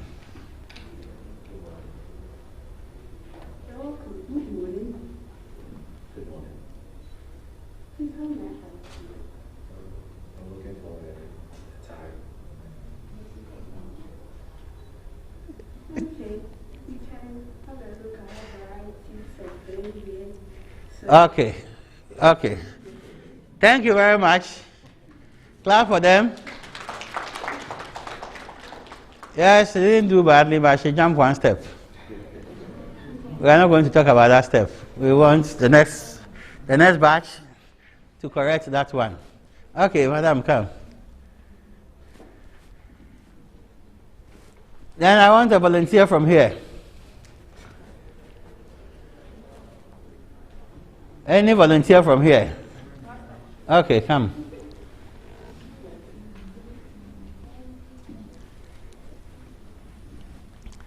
So madam is on her phone already. Hello.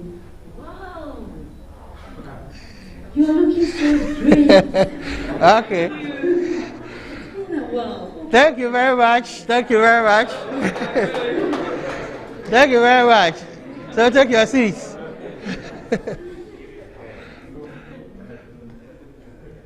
There was still something wrong, isn't it? Yes. Okay. So another set of volunteers. Okay. A customer volunteer. Yes, Gloria, come.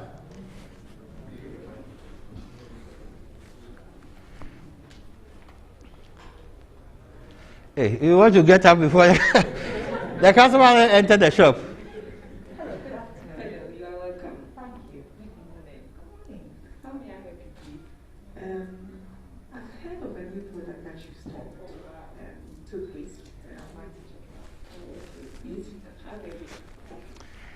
Okay, thank you very much. Clap for them. Still something went wrong. You see how difficult it is to get it right. Okay. So, madam, come. Yes, come. Then I want you to come. I have said, because of our culture, if you don't greet, the person will greet you first. But we want you to greet the person first, against our culture. Okay. Hello. Good morning.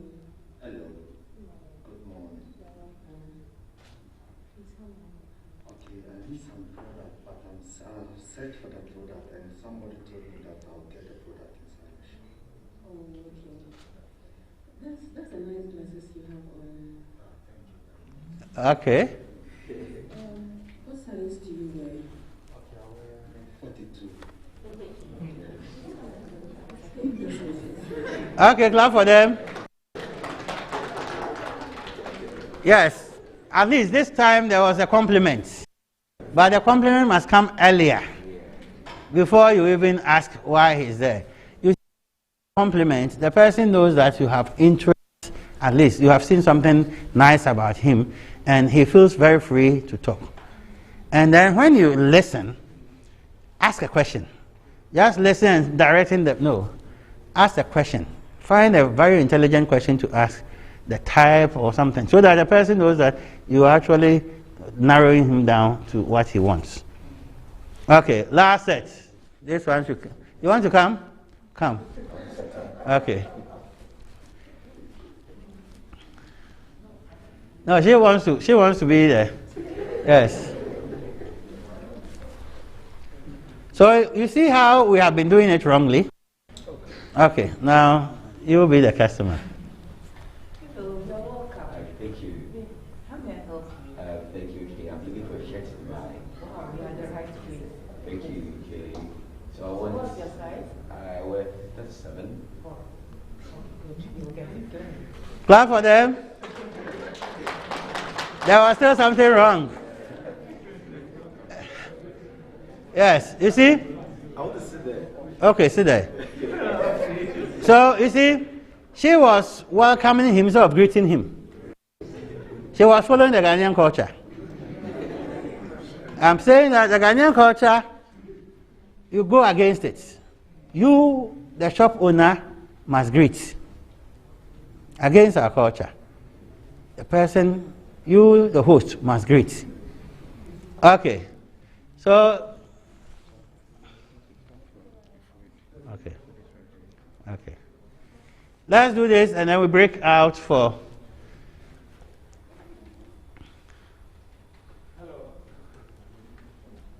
Hello, sir. Good morning. Look bright in the shirts. Please.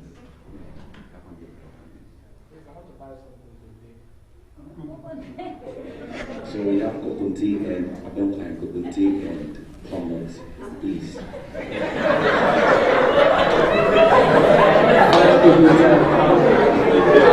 Okay. Right. Brilliant. That's excellent. So coconut tea and plum with some fishes and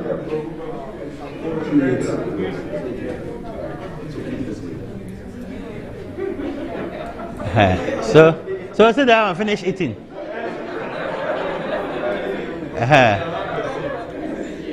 So now you finish eating. So you are walking away. Sir, please, how was the meal? Oh, the meal was cool. Awesome. I hope I'll really see you tomorrow. I'll even try to bring some friends. Brilliant. Clap for them. Okay. So take a break. We are almost done. There's the last slide. So then when you come back, we change over. Yeah. Okay. My question is, Mm-hmm. My question is, do you have to necessarily use the term good afternoon, good morning, good evening, or it can be replaced with what the woman did? You're welcome. Yes. You see, yes, you see, you can use the welcome, but hers is not just about the welcome. She also didn't compliment. You understand? We cannot always follow all the 7 steps in every transaction. Depending on the urgency of the person, sometimes even when he's coming to buy a drug in a pharmacy and you're complimenting him, he'll be angry. You understand? So you can use what works. But the point is, when you want to build a relationship with people, the people must feel it. They must feel it. Sometimes telling him about this material, for instance, is unique, isn't it? So when you say, I like this fabric, so I do it myself, that can generate into another conversation that may be beneficial to both of you. And she thinks she has a friend in you. You understand? So right from day one, she feels at home with you. But you can ignore, you can admire it silently and do your business. But that's creation of relationship will be missing. You understand? Yeah, so you can use the welcome, I mean, not as because he greeted you and you are saying welcome, but then you can welcome the person, good morning, good day, and so on. Sometimes you want to follow it up with how you're feeling and so on. So sometimes you can see, I can see you are tired, you are panting. Please have a seat. It may not be on the list, but it's part of hospitality. You can, so when you are done, I'm here for you. And the person feels that you've gone the extra mile. Okay. So these ones, when you, I think the slides, quality care provider, you must be patient.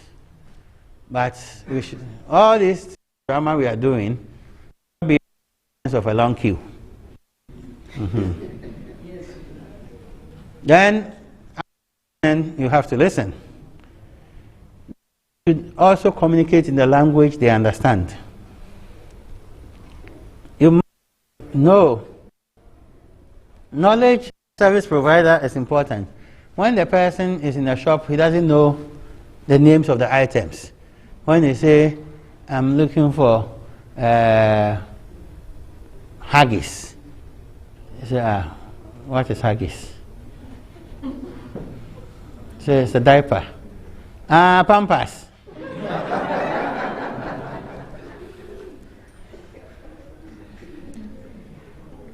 Positive language, use persuasive skills, and go the extra mile. Talked about all that. Keep your promises, very important. Oh, when madam comes, please leave your number, I'll call. When you say you call, call, even if it is not pleasant to the person, what you are saying. So, I don't know whether you have size 12, but when madam comes, we'll check from the wholesale. Please, we'll get back to you. That get back to you is not to disperse, I mean, let the person go away. When you say you call, please call. Most of the time, we don't. Okay, so that is the last slide. And that brings us to the end of our customer care and customer needs session. So we'll break now for, I think there is something on the corridor. When you come, we'll take the questions before the next speaker comes. Thank you very much.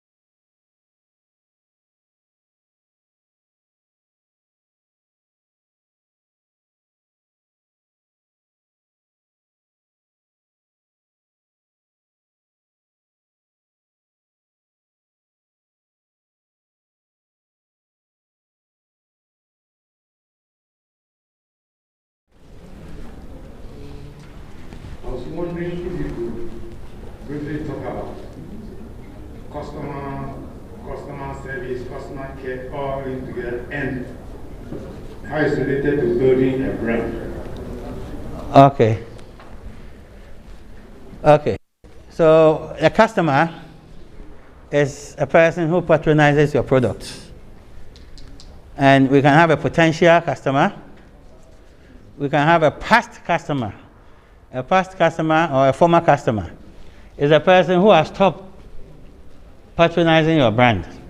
And for me, they are very useful if you can reach them.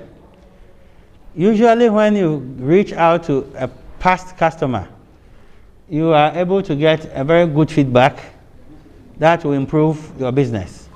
The reason why he stopped patronizing your product could be a product misfits with his situation. Those of you, especially the ladies and even the gentlemen, when you start work, you see that there are places to buy your suit. Sometimes home use suits. That is what you can afford at that stage. And as you progress, you see that now you can afford, brand new suit. So you start avoiding that person. And those people too, when they see you in public, they even want people to know that you are a customer. You see, oh, master, some of the goods are, Meanwhile, you moved on. So you see that his product, there's nothing wrong with it, but your circumstances have changed. That's why you don't patronize it. Sometimes the product, you have seen a better one. And the person will tell you point blank that, yes, you were not giving me a better deal. I was buying in bulk. You never gave me discount. I started talking to these people. They gave me 15% discount. It helps you to do something about what you are doing. So customer can be potential who has made enquiries once or twice. Then that he has interest in your product or service. So you don't wait for him to come the third time. You try to reach out to him. Give him more updates, give him more information, and you will be able to become a customer. So that's the past. He can become a customer. When he's a potential, he can become a customer. And most of us don't think about that. When people come and make inquiries, we don't take their contacts, we don't try to know what exactly they want and so on. But when a customer makes first inquiry, second inquiry, then he's a potential customer. Start having a database of people who are making inquiries and reach out to them. When you have new products, send them information. And you see that they will come back and become customers. Then the customer service is mostly, as I mentioned, the person who provides the information and assistance for customer who has interest in your brand. So for instance, we have those who sell technical things, we have what we call customer support. Customer support or after sales services and so on. They are all part of the customer care. But the customer service is mostly the interaction on phone, what we call the moment of truth. Whilst the person is talking to you, that's a live production. It's like a live TV show. That is not a point where you are going to rehearse and go and say what you want to say. The moment of truth is live. Whatever you say can be used against you. Yes. Yes. That's why experience matters. Because if you don't have experience, sometimes when the customer is in front of you, your utterances can be devastating. And today, it's more even dangerous because people easily record. Some people, very naive customer service providers, can even show you a competitor to go and buy because they are cheaper than ours. Some of them will come, oh, as for my madam, she doesn't pay as well, though. Me, I will leave. And you are saying this to a customer, you don't know the customer's relationship with the madam, and so on. So there are people who we employ who affect our businesses, many of them. I have a friend who runs an advertising firm. I went to his office and I said, I'm looking for Mr. Boateng. The man is my friend, but since this one came, I haven't been there. And she was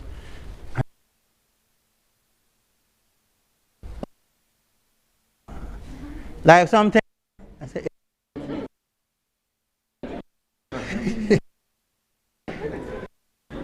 so quickly I stepped out. I said,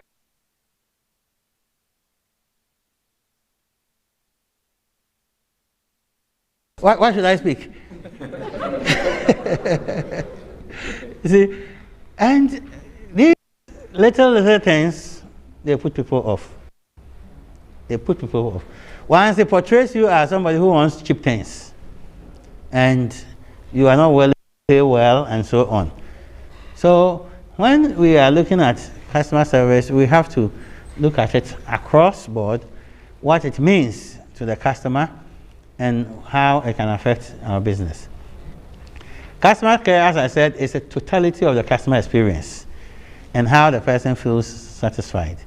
So if you come in, you are given a ticket in terms of the queue. There's fairness in queuing. When the time comes, the person interacts with you. When he needs to walk and bring another person, he brings in another person. Sometimes we can tell customers, you have to come and see my officer so and so. And then they leave you on your own. Sometimes you have to go and come the next day. Then a proper customer care calls the person, sets up a table and say, this person's problem, I think you can solve it. So can you help him for me? The person sees the effort you are making, and that effort is the extra mile we talked about. Yes. Now, when you are building a brand, the brand must have attributes. Every brand must have attributes. A brand may have an attribute of prestige. An attribute of prestige. So when you hold iPhone and that emotional experience of iPhone is the best, it's in you. It's prestigious. Even when we are taking group picture, they say, who are those with iPhones? Very annoying. Who says, my Samsung doesn't take nice pictures? And then they rush to bring iPhone, and eventually the pictures are not nice. You see? So a brand may connote prestige. A brand may connote honesty. You have to build these attributes in the brand, and that should flow to the advertisements you make, the content, the people you use, and so on. That's why people will use Kumawood in their adverts. Others will use high-class people like Jackson Davis and co. And so they want to connote a brand, and that's if service your main pillars. You let customer service. If your advert is within 30 seconds and customer service is key in your brand, your setting should reflect excellent customer service in the pictures. If it's empathy, it must reflect the communication that you are giving the customer should be on your attributes and not just picking a product, mercy cream, mercy cream, mercy cream. And you are done. You see? Have I answered your question? Okay, thank you. Yes. Please, we understand customer is key, but there are instances where customers who are quite arrogant. Yes. I want to know, where do you draw the line? Because some of them, their attitude ends up affecting Agreed. other customers. Yes.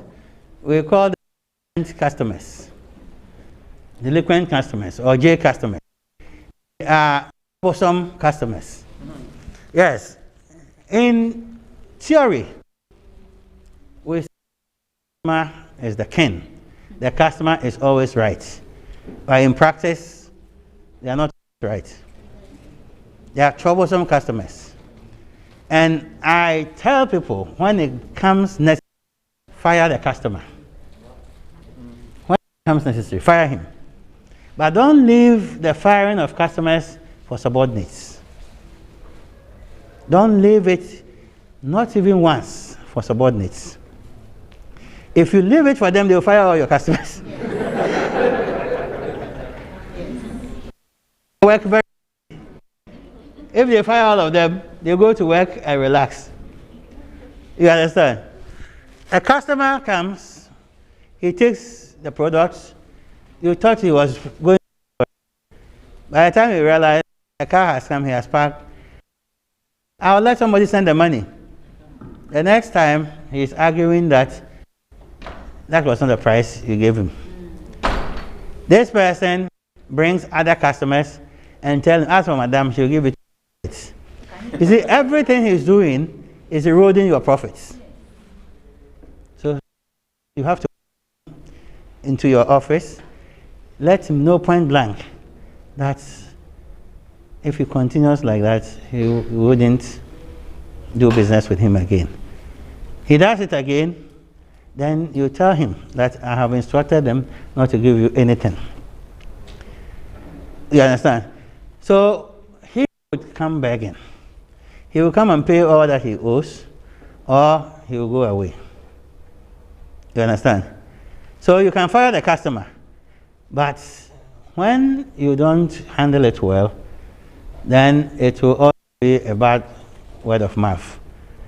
Don't make it him. Just make it very professional. Just like we do it in the corporate world. Call him. These are this and this and this. I have been observing you. Anytime you come to the bank, you come and insult our staff. You put them in emotional torture and blah, blah, blah. And we have instructed that when you come here, you can't have the service we give you by coming to the manager's office. Now you have to queue like every other person. You can strip him of some privileges you have given him because he has been with you for some time. You see? So there's always a time caution, and after a caution, if he doesn't change, then you can deal with him strictly. But don't make it look like all your staff, in the presence of them, you are humiliating him, and deal with him privately. Let him know, I don't even want my staff to know that I am not going to give you this opportunity again. But I have instructed them that when you come, they should refer you to me. And if he means well, he will change. So it is true that customer is always right. It is a training tool, but in practice, you can fire them and do it in a diplomatic way. Thank you. Yes, restaurants. Listowell, okay. Please, I want to know what you can do if a customer sends a package of food that is open and half is done. Package of food. Sorry, what would you do if a customer wants to return a package of food that is open and half is done? Okay. So the customer has eaten, and all of a sudden he realized that this is not what he wanted. You see, the return inwards in companies must have a policy. Many of the issues we have in our businesses is that we don't have any policies guiding our business. In some other countries, no matter how small a pizza shop is, all their policies are pasted. They are pasted. When you can return pizza when you cannot return, when you can get refund, when you can get half refund, when you can get full refund, and so on. Now, this person who took the food away and opened it, ate half, and back, must be talking about something different from not the food he ordered. If I eat and it's left with the last grain of rice, and I see cockroach, I shouldn't come and show you. Eh? The issue he is bringing. If he's drawing attention to something, if he thinks that when I started, I thought the meat was under the rice. I have eaten halfway, there's no meat. Why won't he come? So it depends on why he's coming back. If he didn't see it from the beginning, and he thought that all part of the rice is, it doesn't look like it's fresh, he must come and show you. But as I said, most of return inwards is to build confidence in customer. The reason why we take them is not because they deserve it. It's not because they are right. It's because you want to build confidence in them. That you respect them as customers and you want to believe what they have said, not because you believe it, but you want to believe and keep them. That's why you may give him another package. You understand? In most cases, don't give him money. Don't give him money. When you give him money, it defeats the attitude of keeping him as a customer. You give him a package. If it was rice he didn't like, you say, what we have currently that I can replace is jollof, but you didn't order for jollof, and jollof is more expensive. If you can even ask him to pay the difference. And so you need to, don't make it too easy for him. Don't make it too easy for him. Sometimes if you are someone who generates tickets, ask for the ticket. What shows that you bought this one here, and so on. The receipt. Mostly those careless people too will not have the receipt. In the Western world, you can go and buy a suit, take it to a wedding, in the same shop, spray their fragrance, and go to your wedding, and come back and return it. Yet you say that it doesn't fit. Meanwhile, you have pictures or social media that the thing was perfect. You see? But he comes within the 2 weeks of the policy. So you can't say no. You understand? So sometimes, whenever you are doing business, give yourself maybe 1% replacement of return inwards, which is already built into the price. Don't make it, build all these things into the price. If nobody comes, it is booty. Because you have built the return inwards into the price, when occasionally one person comes, 2 people come, and you are replacing it, it doesn't affect you. But in our case, we don't build it into the price. So it becomes like extra burden on us.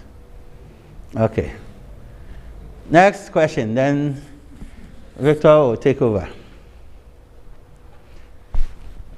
Okay.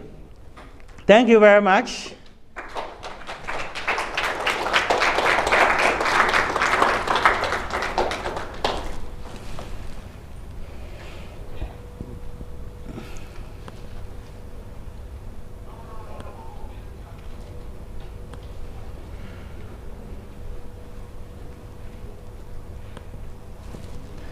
Can I get an extension to plug the...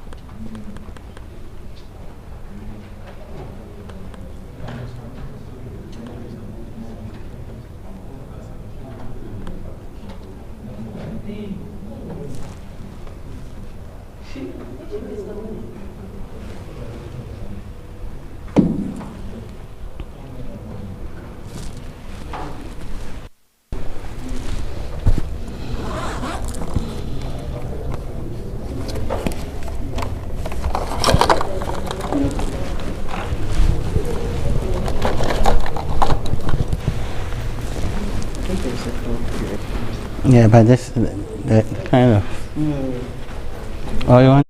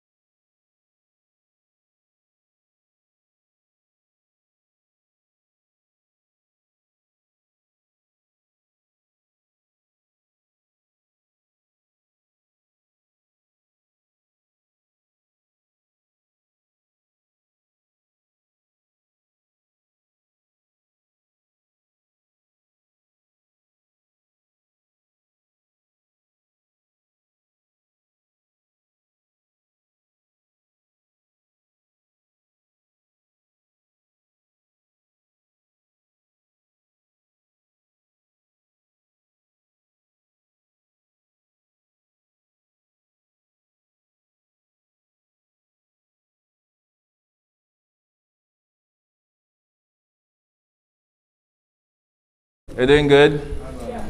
That's wonderful. And I guess the fact that you took time to be here today is also a wonderful thing. Raise your hand if you have a smartphone. We're not distinguishing between iPhones or Samsungs or Infinix, just a smartphone. Okay, raise your hand if you have a phone. So pretty much everybody. So then I actually don't need to do this presentation. You guys have the answers already, but I will just walk you through something. So today's topic is really around readily available tools that you can use for your business. The different businesses are at different stages of growth and want to have a snapshot of some of the tools that are out there. But before we begin, a quick introduction. My name is Kelechi Victor Ofebu. I am, if the name sounds Nigerian, it's because it is. But I grew up between Ghana and Nigeria, so much so that when I visit my family in Nigeria, they're like, yeah, that Ghanaian guy. And then when I'm here, everything reminds, I have to do my resident permits and all of that every year, and I'm always reminded that I'm not Ghanaian, but it's okay. It's fine. It's fine. My girlfriend likes me. That's what matters. When I'm not here talking to you, myself and my other business partners co-founded this thing called Impact Hub Accra. It's this small space like that somewhere in Osu, where we provide a lot of digital support for SMEs, startups, really a broad spectrum of different people doing different things. And yeah, we kind of sometimes do live and breathe digital, but not all the time, mostly. So today is basic tools. Just a quick disclaimer. Nearly everything, if not everything I'm going to tell you today, you likely already know. Some of you may even know better than I do. But because I'm the one here, you have to listen to me. But more importantly, it's really also bringing some unique insights based on our experience. But in any case, today is just a reminder of something that is already out there. Every single slide, every single word, you can Google it and learn more. So there are maybe 3-4 main things that I want you to take away today. One of the first is to really understand the importance and impact of the digital environment in today's world. Because we've become so immersed in it, sometimes we tend to forget that it's a whole different world. It's a whole different environment that comes with its set of challenges. It comes with its set of responsibilities. It comes with a lot of things. And also you have some understanding of digital tools. You hopefully be able to identify, at what stage of growth your venture is and what kind of digital tools you need. And this one is one slide, it's called Grow with Google. It's probably one of the best things to ever happen to small businesses. Anybody familiar with Google? Who has a Gmail account here? Everybody. Okay, who uses Android? You don't have to know, not the phone, just the Android operating system. So chances are everybody knows Google. So Google has done an amazing curation of some works. And then a walkthrough of some digital tools we use at Impact Hub Accra. As we are going through the types of tools, I'll be telling you which ones we do and which ones we don't. And then the final one, I always like to have pictures and interactive multimedia content in my presentations. For some reason, we're doing PDF, so we can't really do that. So if it comes to some slides and there's no picture or nothing nice to look at, just focus on the text, because that's the real message, okay? Okay. Can anybody just raise their hand and tell me one word or something that they see on the screen, aside from that we live in a digital world? Aside from the yellow side, can anybody just tell me something that they see here? Just so that I'm not the only one. Yes, please. Digital. Fantastic. Any other person? You can say it from the back. Control. Literacy. Internet. Yes. Safety. Okay. Okay. Okay.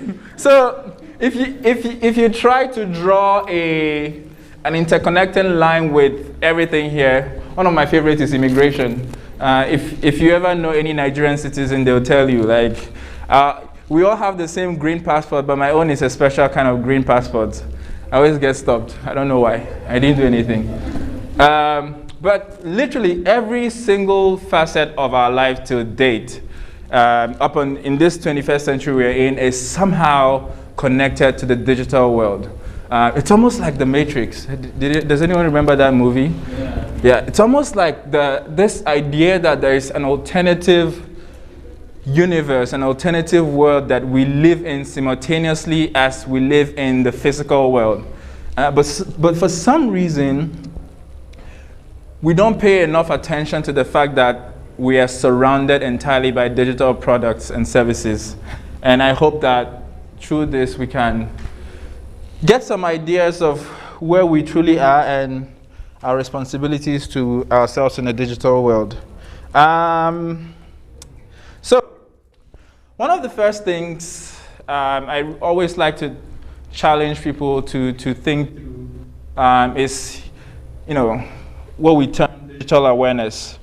How aware are you? How aware are you that everything? So I'll give you an example. We have Impact Hub Accra has co-working spaces, right? We have easily about 2,000 square meters of space. So we have, any day we could have up to 200, 250 plus people across all your spaces using your networks. And every now and then, I wonder, anybody from MTN here? Wink, wink. Anybody from Vodafone? Anybody from Africa Online? Okay, they're not here. Good. So imagine that there are 200 plus people across 3, 4 of your 5 of your buildings. They're all doing calls, they're all doing workshops, and suddenly the internet just goes out. No warning. No warning, nothing. Everything grinds to a halt. Suddenly, it becomes very clear that actually, in today's world, our lives is entirely, and I kid you not, like no mincing of words, our lives is entirely dependent. Our work productive life is entirely dependent on internet infrastructure. Entirely. It's crazy how it happens. There was a time I think about 4 or 5 years ago, there was a major issue with one of the submarine cables. So there's the internet that comes to us goes through underground sea cables. Something happens somewhere and one of the cables cut. For anyone who remembers those this will mostly be for vendors and people at the receiving end of services. Anyone who remembers this? Anyone remembers this? Anyone remembers this? There was a subsea cable that was cut. Several ATMs across the Oxford Street were not working. So many things could not happen. And yeah. So it's one of the reminders again that, in our workplaces, in our social lives, and so many things, we are increasingly connected to a digital world, and we have to take it serious. And part of that seriousness is something we call digital literacy, right?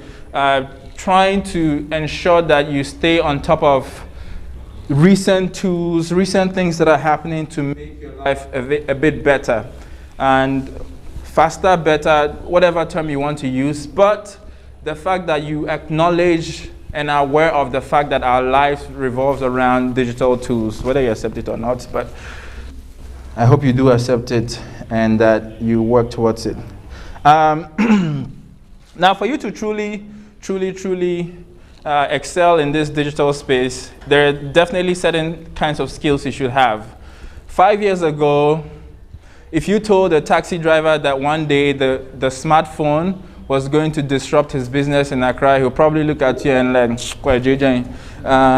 But today, the Uber driver every day, the Bolt driver, he essentially has to look at his phone, do ping, ping, ping, ping, and he picks up a client. Another ping, he drops a client. Another ping, he picks up a client. Another ping, he drops a client. And the skill set required to do that is quite simple, right? It's before they get onboarded, they have to get trained.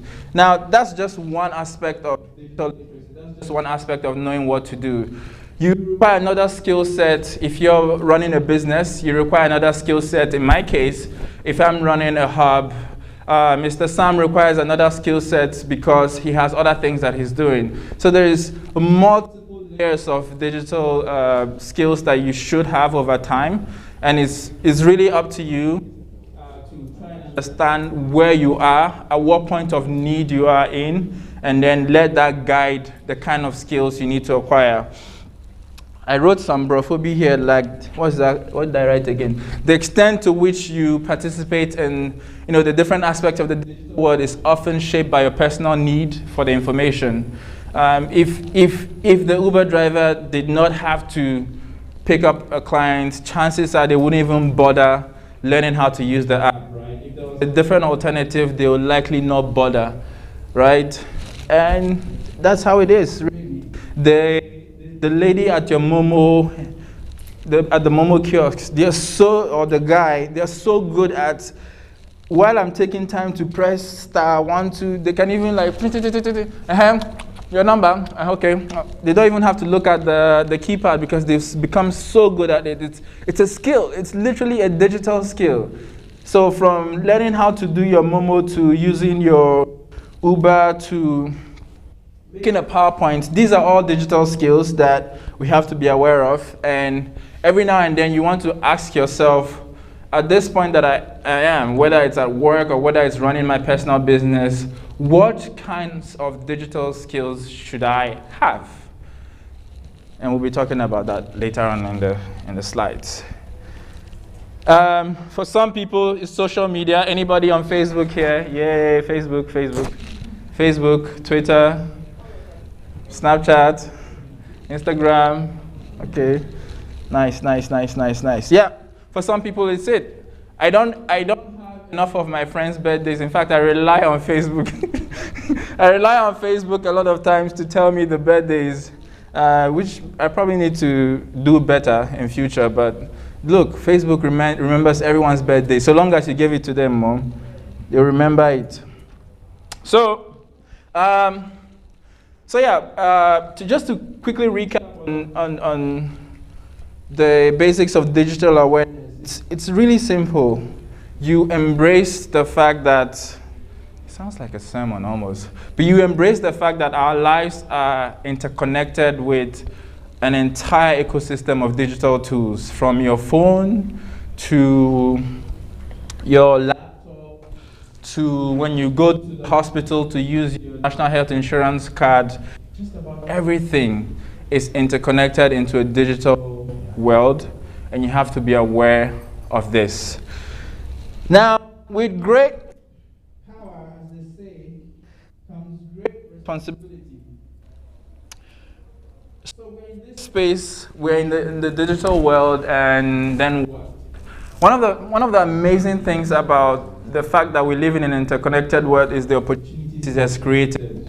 Last year, increasingly in the last 4 to 5 years, Ghana has remained one of the top 5 destinations for investments into digital products and services. Why? Because there's an entire generation of Ghanaian people, there's an entire generation of young men and women in this country who have taken it up to themselves to not just learn digital skills, to not just acquire those skills, but truly apply them in developing products and services. The everyday person today, the everyday young person's worldview is beyond the shores of Ghana, right? When a content is released in New York, chances are you're going to see it in Snapchat within the next hour. When a job opportunity is announced anywhere in the world, literally at the speed of light, that's how much you know, the digital world has brought so much opportunities to our shore. Two of my favorite Ghanaian companies, M-Pharma.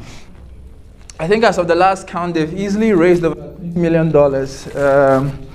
The guy is not even 32 years old yet, but as the Lord will have it, the gentleman found an amazing opportunity within the digital space. M-Pharma, and the top image there is an old slide from 2017. I don't know what their current numbers is saying, but M-Pharma is one of those companies that have found a way to use technology to really simplify the whole process of you getting medication from the pharmacy.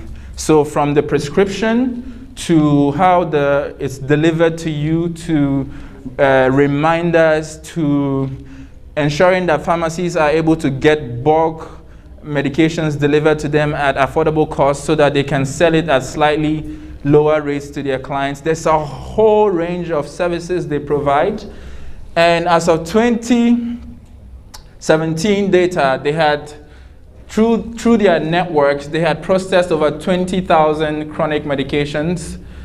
They've served over 5,000 clients. And they've, you know, their collective of their clients has easily saved over $131,000. Maybe I convert it into cities, it makes more sense. But this team has, M-Pharma is now in over, I think, 8 African countries and counting. It's like from Ghana to the world. That's the capacity that Ghanaian companies, the Ghanaian young people can display if they truly take advantage of digital opportunities. The second is a company called Pharmaline. Pharmaline has, I don't remember what the last numbers are, but it's definitely in the millions. And the thing they do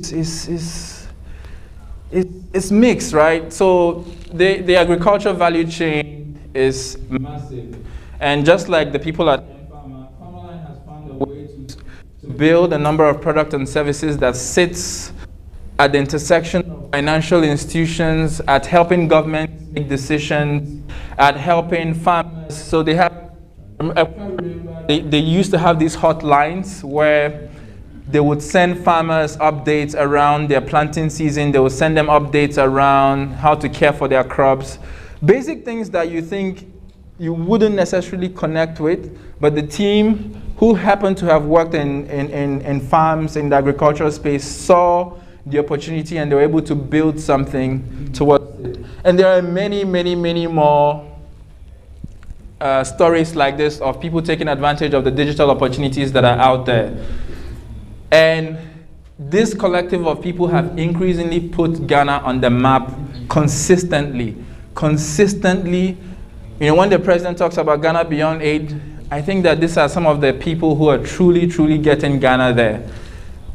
And all of this is possible because of the amazing opportunities that has been created by the digital space that we live in. So, and you know what is interesting? Today, the whole point of, so we have, at the Impact Hub, we're connected to the Google Fiber network. So it's basically one of the fastest internet around anywhere. It means that a Ghanaian developer can sit here and do his work, and if he's able to do that work to a competent standard in a way that the price is at the right threshold, a Ghanaian developer can actually be selling their product to a South Korean client. A Ghanaian developer can be selling their product to a client in Malawi. A Ghanaian developer can sell their product to anyone in the whole world. Why? Because they have that connectivity. So if you look at it, our competition is no longer local, our competition is global. So whatever you're building, the quality level, the standards, the approach to customer service, everything has to be top notch to the point where you're beating the people that have access to the best infrastructure everywhere else. So it's really, really tough. Like, it's no longer like your degree doesn't cut it anymore, your master's doesn't cut it anymore. It's really like quality output. And that is possible because of the opportunities that have been created by the digital space. Now, it also comes with a lot of responsibilities. And I think this is one of the things that we don't talk about enough, primarily because we really have things to do. Like, we have a lot of things to figure out. There is, in recent times, in other climates, different governments have tried to pass the different net neutrality acts. They've tried to do. Does anyone remember? I think this was in 2019. Almost every day you were receiving a GDPR. We've updated our privacy policy. We've updated something. Does anyone remember? Yeah. These things happened because the governments in Europe decided to enforce new privacy policies that ensures that when you interact with digital services, there is a limit to how much data they can take from you, and there's a limit to how much data they can, and even the ones they take, there's a limit to how long they can keep it on their server and how much interaction they can do with those data that they collect from you. Now, there is a rising issue of people getting kidnapped. There is a rising issue of people using the internet to defraud other people. Anybody receive emails from Nigerian princes, some Okechukwu somewhere? My goodness, those guys. So the internet is also, it's not just about the opportunity, right? It's also about the scams that are going on there, and you have to be aware. I remember an incident when I was much younger, when I used to, so my growing up in Ghana didn't start today. My bachelor of Chrome Hacker. I did my BEC, SSE, and uni here. So during my SSE days, I got an email that I had won a major TNT. Does anyone remember TNT? There's this TNT thing you get in your Yahoo mail back then. I was so excited. I was dragging my mom, "Mommy, let's go collect this thing. I won it." My mom didn't want to, quench the flame, the passion, and she just quietly followed me throughout the whole thing. When we got to the TNT office, just at the outside, behind I think this was at Frankie's then on the Oxford Street, the lady sat me down and calmly explained to me that this is actually an ongoing scam where they'll send you that you won this, and then when you follow up, they'll ask you to make a payment. And then once you make the payment, they disappear. What do I know? I've just finished SSE. The ICT we did was to write. We did ICT to write it to pass our SSE, not because we knew what other things were being talked. So anyways, there are real dangers for being online, for interacting with the digital space, and it's important for you to try and understand that. The thing with the danger levels is that it's an entire spectrum, right? If you run factories that do SCADA systems and things like that, you have to look out for certain kinds of malware.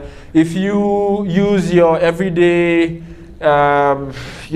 phone, you have to watch out for downloading things that are not verified. There's a reason, if you're using Android, it's recommended that you download your app from the Play Store. There's a reason if you're using the iPhone, it's recommended that you download from the Apple Store, right? That's what it's called.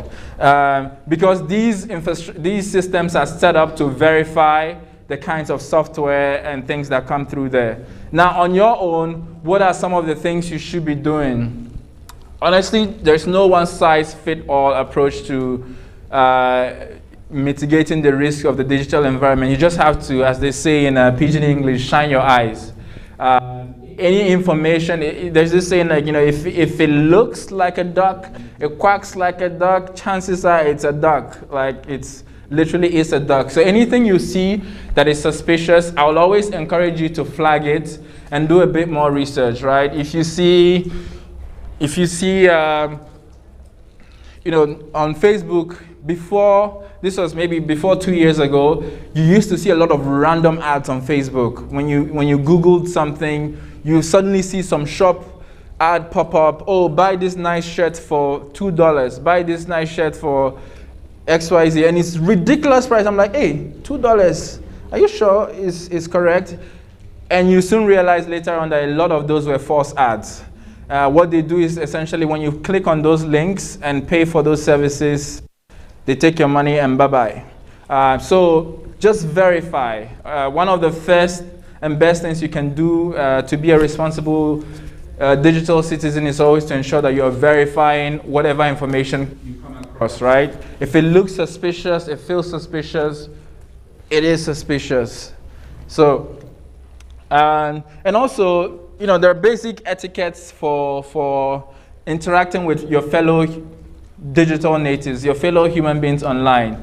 There is, I guess it boils down to personality, but you know, there's something to be said about decorum. There's something to be said about respect. There's something to be said about not insulting someone's mom or dad when they ask a simple question, when they ask a simple explanation. Anybody on Twitter here? Anybody on Twitter? Twitter? Okay. So Twitter is that place you don't want to go. If you've never been to Twitter before, it's this internet platform where everybody and anybody has an opinion on something. It doesn't matter what it is that you're doing. Somebody will give you a 360 opinion of your lived experience.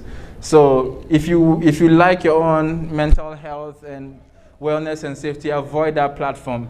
But at the same time, it's also a great place for commerce, right?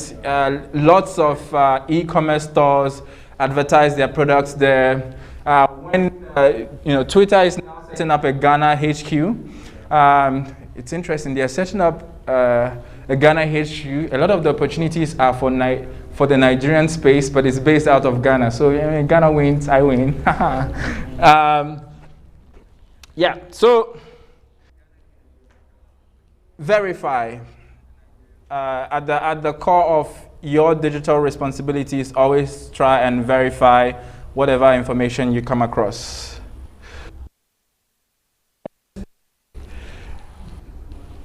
Sometimes it can feel overwhelming. Sometimes there is a lot. These days, every phone, your laptop, everything you have that has the ability to receive notifications, it's as if they only want you to pay attention to them, right? And it's true. These devices, these notification systems are actually designed by behavioral scientists who have poured through thousands and thousands and thousands of pages of research on human behavior. In a lot of ways, they're actually modeling what our behavior should be or could be to maximize usage of their services. So try as much as possible to not be overwhelmed. If you feel for some reason that some of the tools you're using are giving you unnecessary wahala, delete them, right? Uninstall them. There are certain applications I used to use because of the nature of my work. I have to constantly make sure I'm responding to a lot of client requests and things like that. At some point it became overwhelming. I just uninstalled it and ensured that there was just one channel you could reach me to. And that was how I was able to manage. Some people have much better capacity. It doesn't matter. Just find a way to ensure that the sea of digital engagement does not overwhelm you, because sometimes it can really, really, really not be great. But amongst many other things, you need digital skills to survive in this day and age. If you've managed to find a way to isolate yourself from the digital space, I would like to know. Please teach me. After this, just draw me on the side and teach me. But it seems that, just look around us, from this thing transmitting through wireless connection to that thing throwing the light over there, it seems that our lives, we're not going anywhere. We're not going to leave the digital. Recently, some people went to space. Some private people went to space. So it's even going to get more interesting. So it's very important. And more importantly, we all need to understand and be prepared to embrace the digital landscape that we're finding ourselves in. There is something to be said about confidence, and then there's something to be said about competence. Confidence in the fact that you can actually interact safely in the digital world. You can actually leverage the opportunities in the digital world. You can actually build things. You can craft the future of what you want, the digital world to be. But you can't truly do that if you don't have the competence.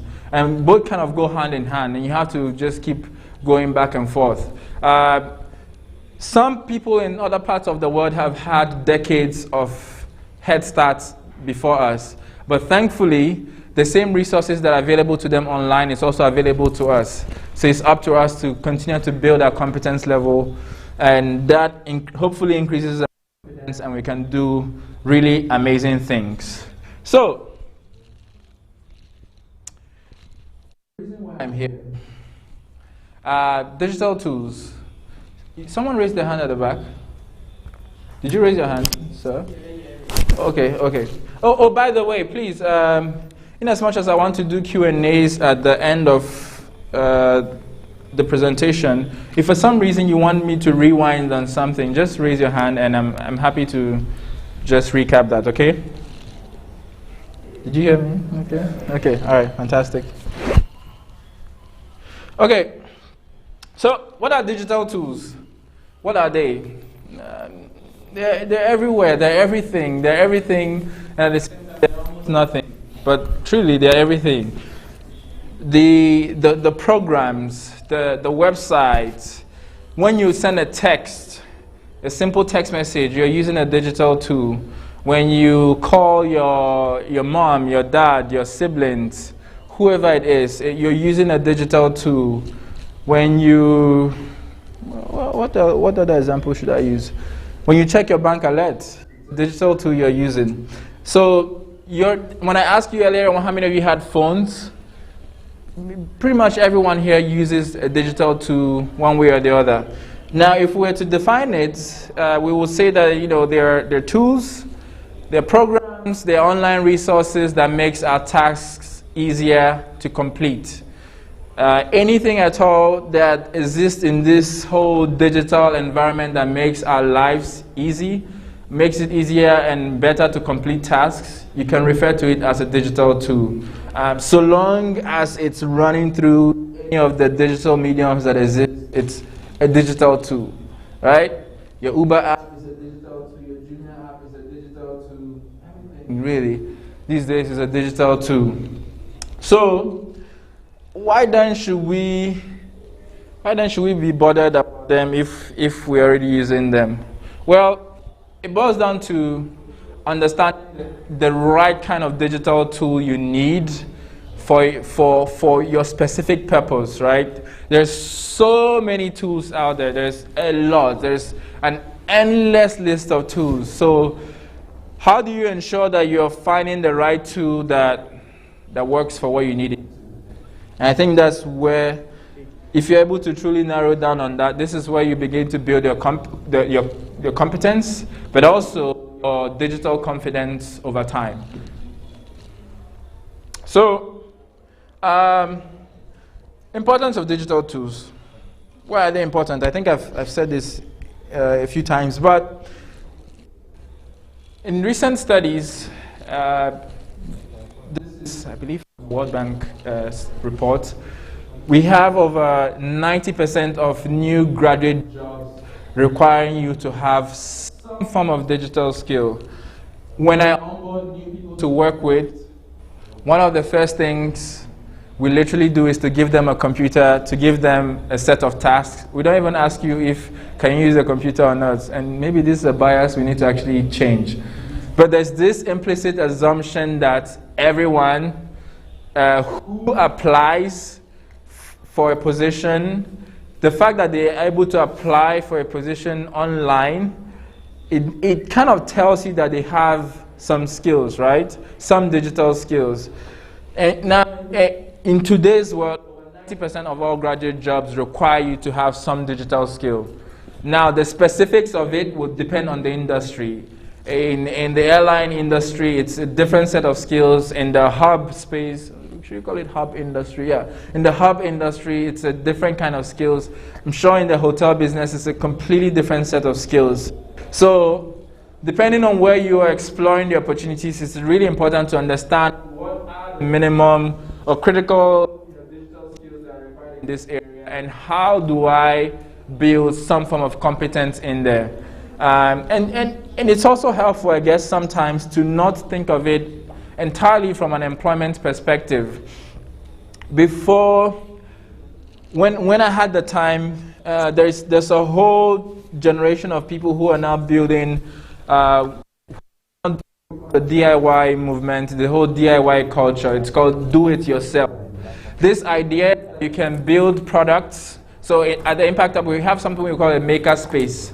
A maker space is really a glorified workshop that has tools in it, right? It has a 3D printer, it has a laser cutter, it has different machines. So one of the 3D printers, you could impute the digital signature of this phone case, and in 2 hours, the thing will just print out the phone case. Boom, done. Now imagine that you're a Ghanaian hardware developer. You're building hard products, right? You're building 3-dimensional things that can be held. In the past, you'd have to send your CAD drawings, your computer-aided design drawings to China or somewhere for it to be printed and brought to you, and then you now examine to make sure it's working before you deploy. Today, in our backyard in Osu Akwaje, anyone at all, and actually you don't even need the skill, you don't even need the specific skills for that. So long as you have a fair idea of the product you want to build, just sit down with one of the guys, describe it for them, give them about 2 or 3 days, they're going to design what you need, and within a 2-3 hour window, depending on the density of the material, a 3D printer will literally print out the same thing in the same way it would have been done in a factory in China. At the height of the last year, when the COVID-19 became a major issue and there was a lot of uncertainty about where we are going to get PPEs for medical workers, the engineers in our space were able to print about 400 units of PPEs using the 3D printing system. And it's fantastic. This is something that probably would have taken maybe a month or 2 for it to be delivered from China, but within a 2-week window, they were able to print out all of these things. It goes on to show you some of the benefits of, the digital space that we're in. In schools today, many schools went online. Many schools switched completely online. So they were having lectures on WhatsApp, they were having the assignments sent via Telegram, all these different platforms. So the digital space is really here to stay. It's really here to stay. And digital tools are really what enables us to successfully access them. Now there's also some pros and cons, right? There is, on the pro side, you have connectivity. This idea that you are now connected to every single available resource at the speed of light. Like, I guess now, for some reason, we tend to not pay attention to it, but at the speed of light. Like, when I press send right now, the same thing I just sent is received in Tokyo, it's received anywhere. But the con is that there is an element of data security that we still do not understand.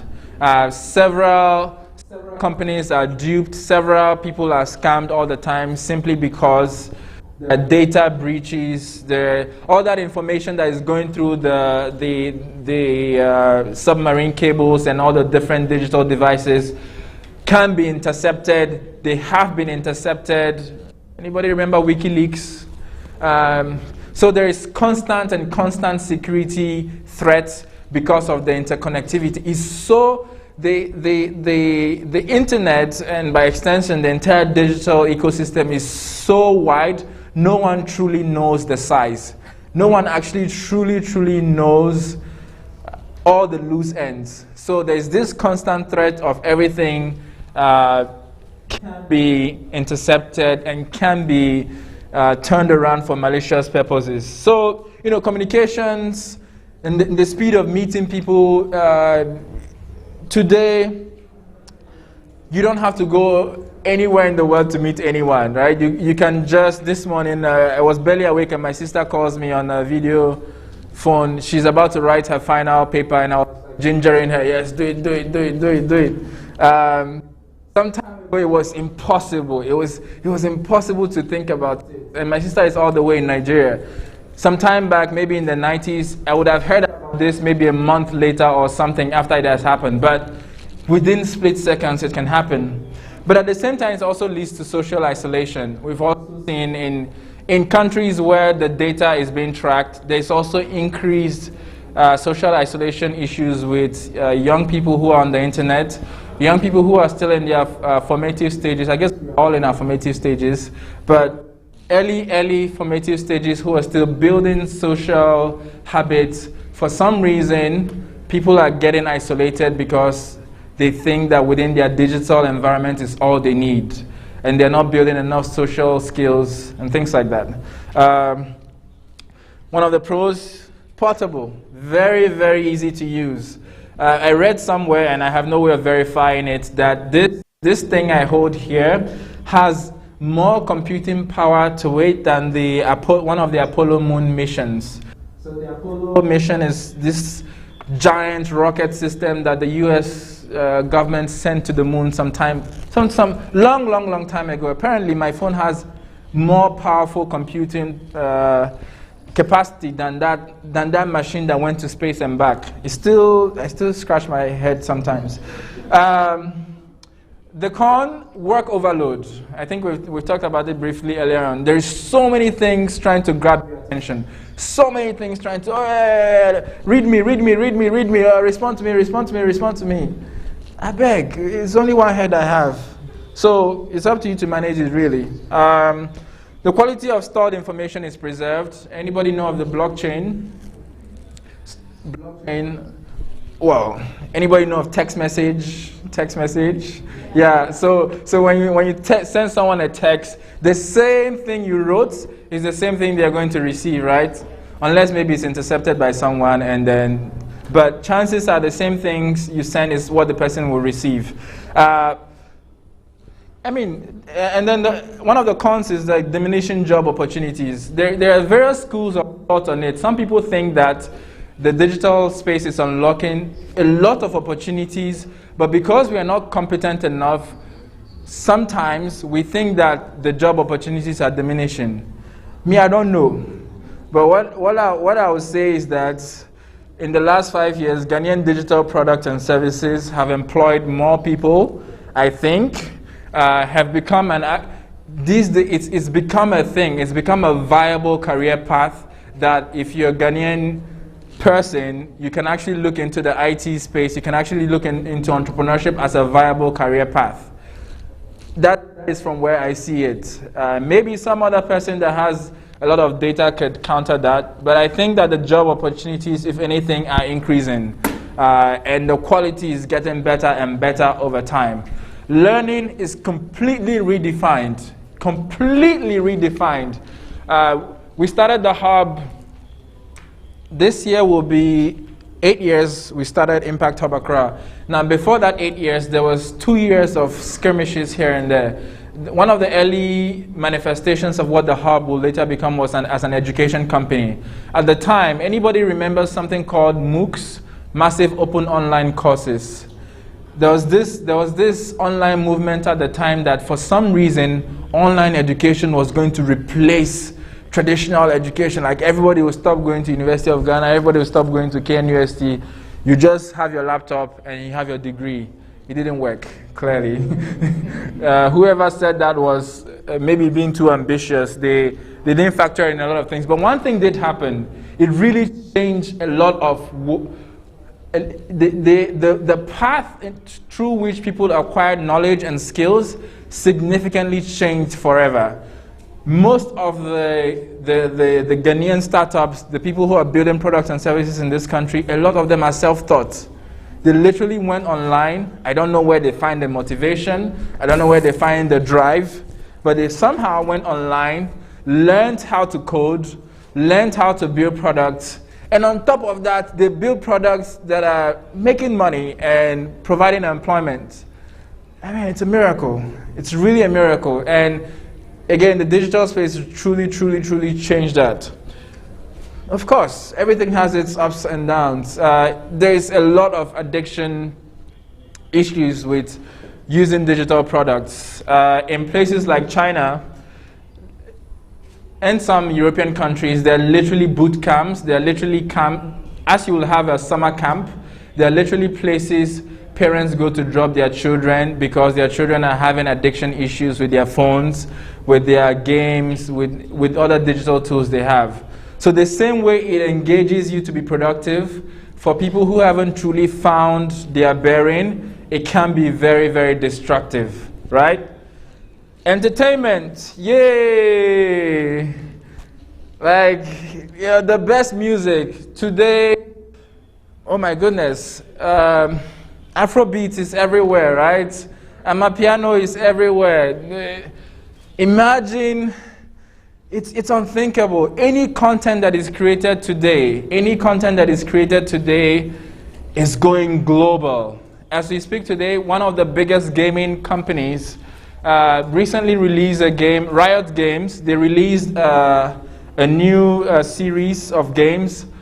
Part of the character design for a specific character, I can't seem to remember the name, was done by a Ghanaian company. A Ghanaian company not too far away from here in I think, East Legon. They literally built all of that from scratch. And to give you a perspective, this gaming company has over 10 million users across the world. So a Ghanaian venture is able to design something that has over 10 million users across the world. Like, this is probably more than half of the population of some countries, or the entire population of some countries. Yeah, the other con is that a lot of things can be manipulated, like we've stated earlier on. We've had several governments push back on the fact that social media has now become a tool for active destabilization. There are several research works out there showing that several non-state actors and even state actors during election periods are able to send and promote certain false information to change and cause like a general public mood swing. We saw that in the US elections. We saw that in the Nigerian elections. We saw that in a couple of elections in recent times. And it goes on and on. But we should always remember that there are pros, right? There are a lot of benefits to this, and we shouldn't. While it's helpful to always remember that there is also negative bits, maybe we can counter them over time with responsible use of digital media. So, how do you find the right tool that works for you? Now that you know that it's good and bad at the same time, and there's quite frankly not much you can do about it, how do you go about looking for the tool you need? It's really the same way you find anything. You first off try to identify what it is you want. If it's not within reach, you can ask people, you can seek, you can call someone, whatever it is. The same thing. Now, Google it has become almost a verb. When you ask someone, what is this thing? Google it. And I'm a corporate. Like, I say this a lot of times. I say this without thinking about it, but it literally has become.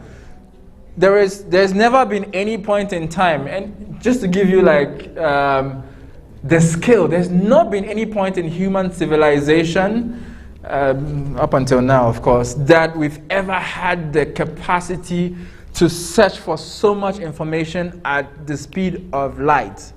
Like, billions of people all around the world can have access to whatever information that they are seeking online, well, with the exception of some classified and security and highly sensitive information. You can have anything, any piece of information online, and all you have to do is yeah, literally, like, Google it. Chances are you find. But then when you Google it, what also do you have to do? It doesn't just end with Googling it, right? You have to apply certain filters to try and get to exactly what you need, okay? One of the first filters I always like to do is to read reviews. Anything at all that I'm Googling, and Google does an amazing job of giving you maybe more results than sometimes you're looking for. It creates this choice paralysis of sorts. One of the first layers of filters you should consider is reviews, right? Whatever tool it is that you're looking for, try to get or look for a review of that. So instead of Googling HR tools or human resource management tools, you can Google reviews on human resource tools.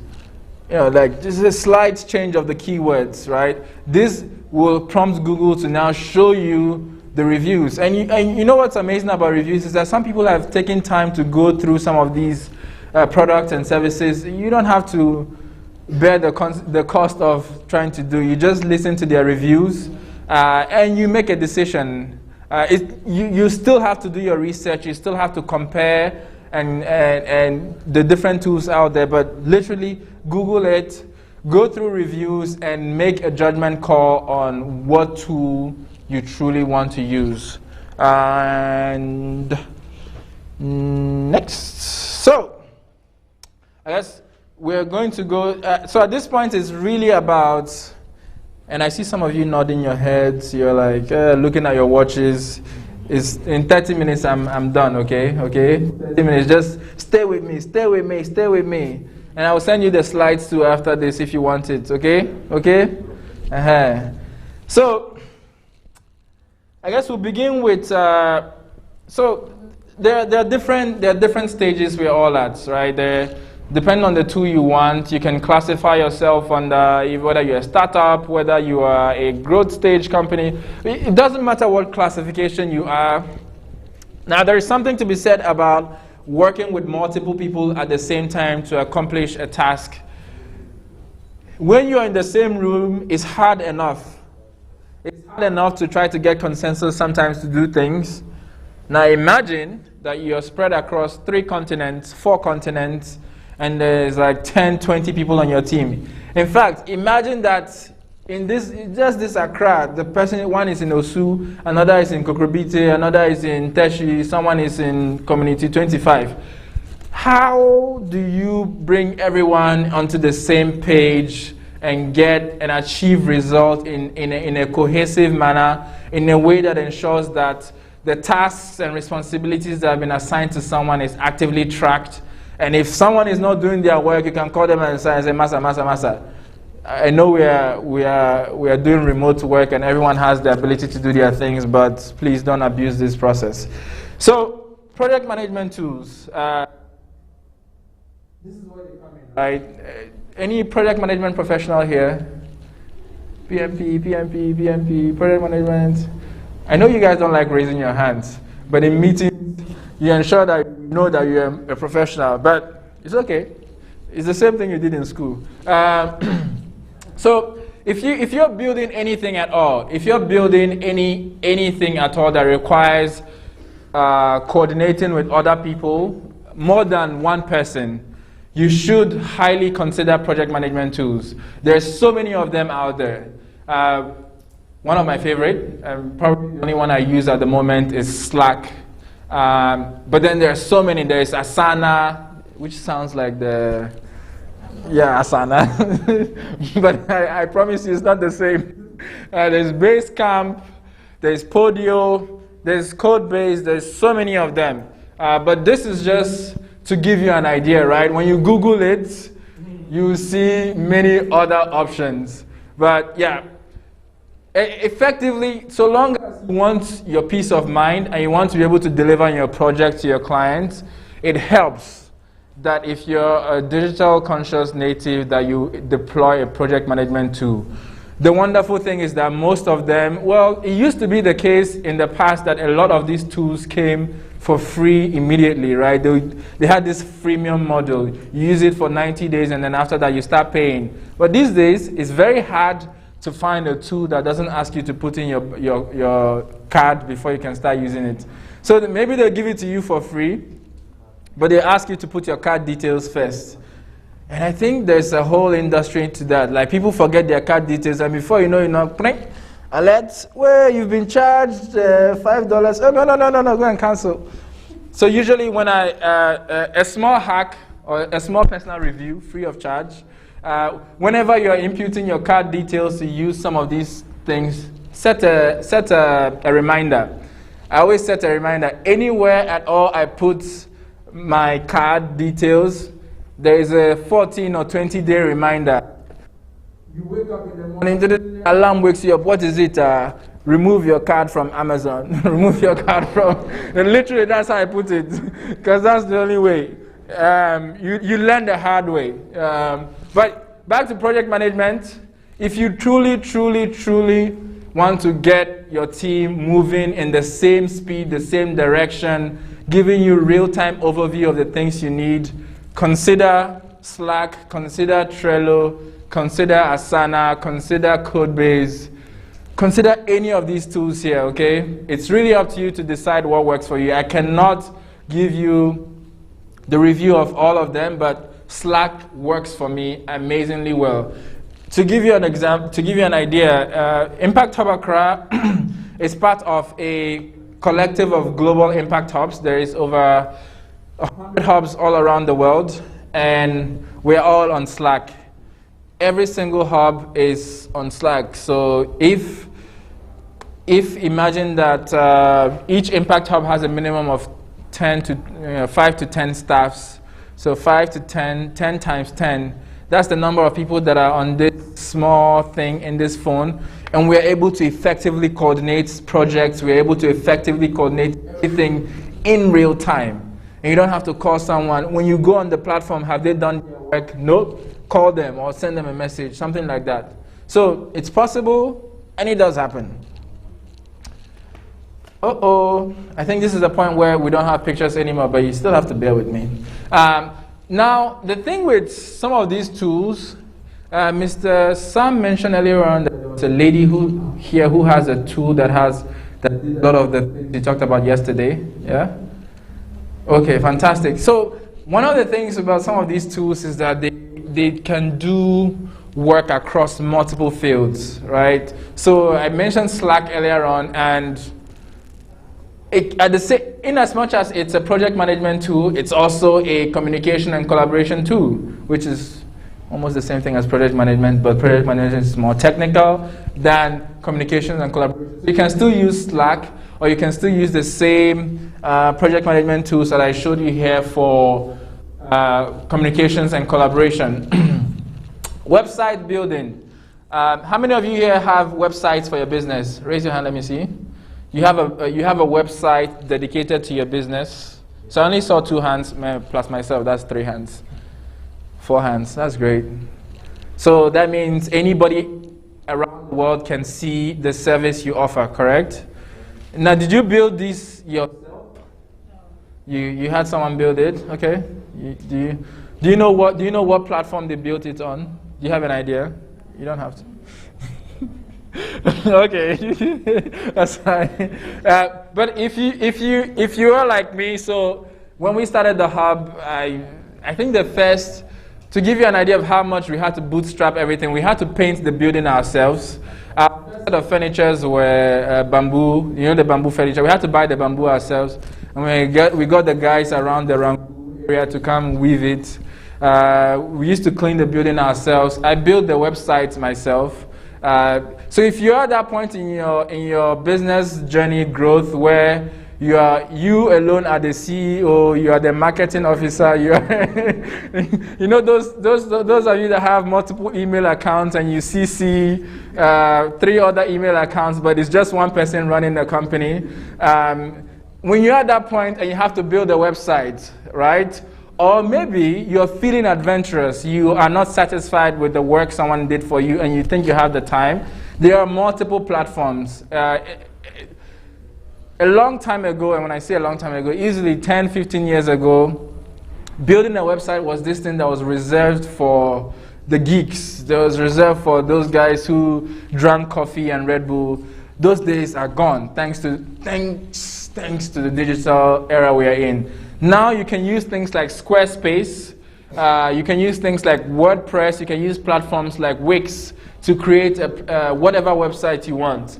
Now, I wish we had enough time to actually demo some of these things, but thanks to PDFs we can't. But when you have time, please look at this, okay?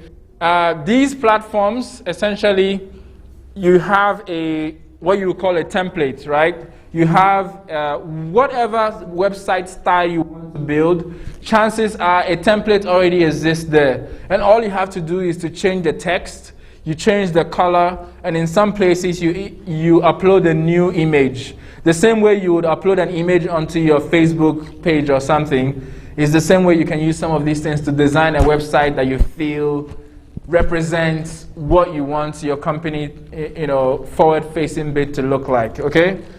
And again, if you Google it, there are several other website building options out there, but these three are some of the most used options there. Our company website is still on WordPress, the same WordPress we've been using since we began, and we've not had to change it because it works. Some people will swear by Squarespace, others will tell you that if you don't use Wix, you'll not go to heaven, but that's their opinion. Just Google it and decide on what works for you. So there's also something to be said about monitoring. So if you've built your website, then what, right? You don't just build a website and it sits there. You have to actively keep an eye on the interactions going on the website. For a person like me, or for the institution that I co-lead, it's always important to understand how people are interacting with the brand online.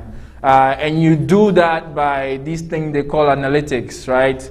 Every single person that visits your website leaves a footprint. You know, when you visit some websites, they hand you cookies, right? Anybody remember those cookies? And have you ever wondered if it's real life cookies or not? They are not real life cookies. They're essentially small digital footprints that you leave, and the person who owns the website, if they know what they are doing, they can actually tell the kind of traffic that is coming to their website. They can actually tell, oh, I have 5 products on my website, but everybody keeps going to this one particular product. Maybe I need to increase my inventory to ensure that people can get more of these products. I'll give you an example. There's a company called Afri Socks. If you ever have the time, check them out, like Afri, A-F-R-I-S-O-C-K-S, Afri Socks.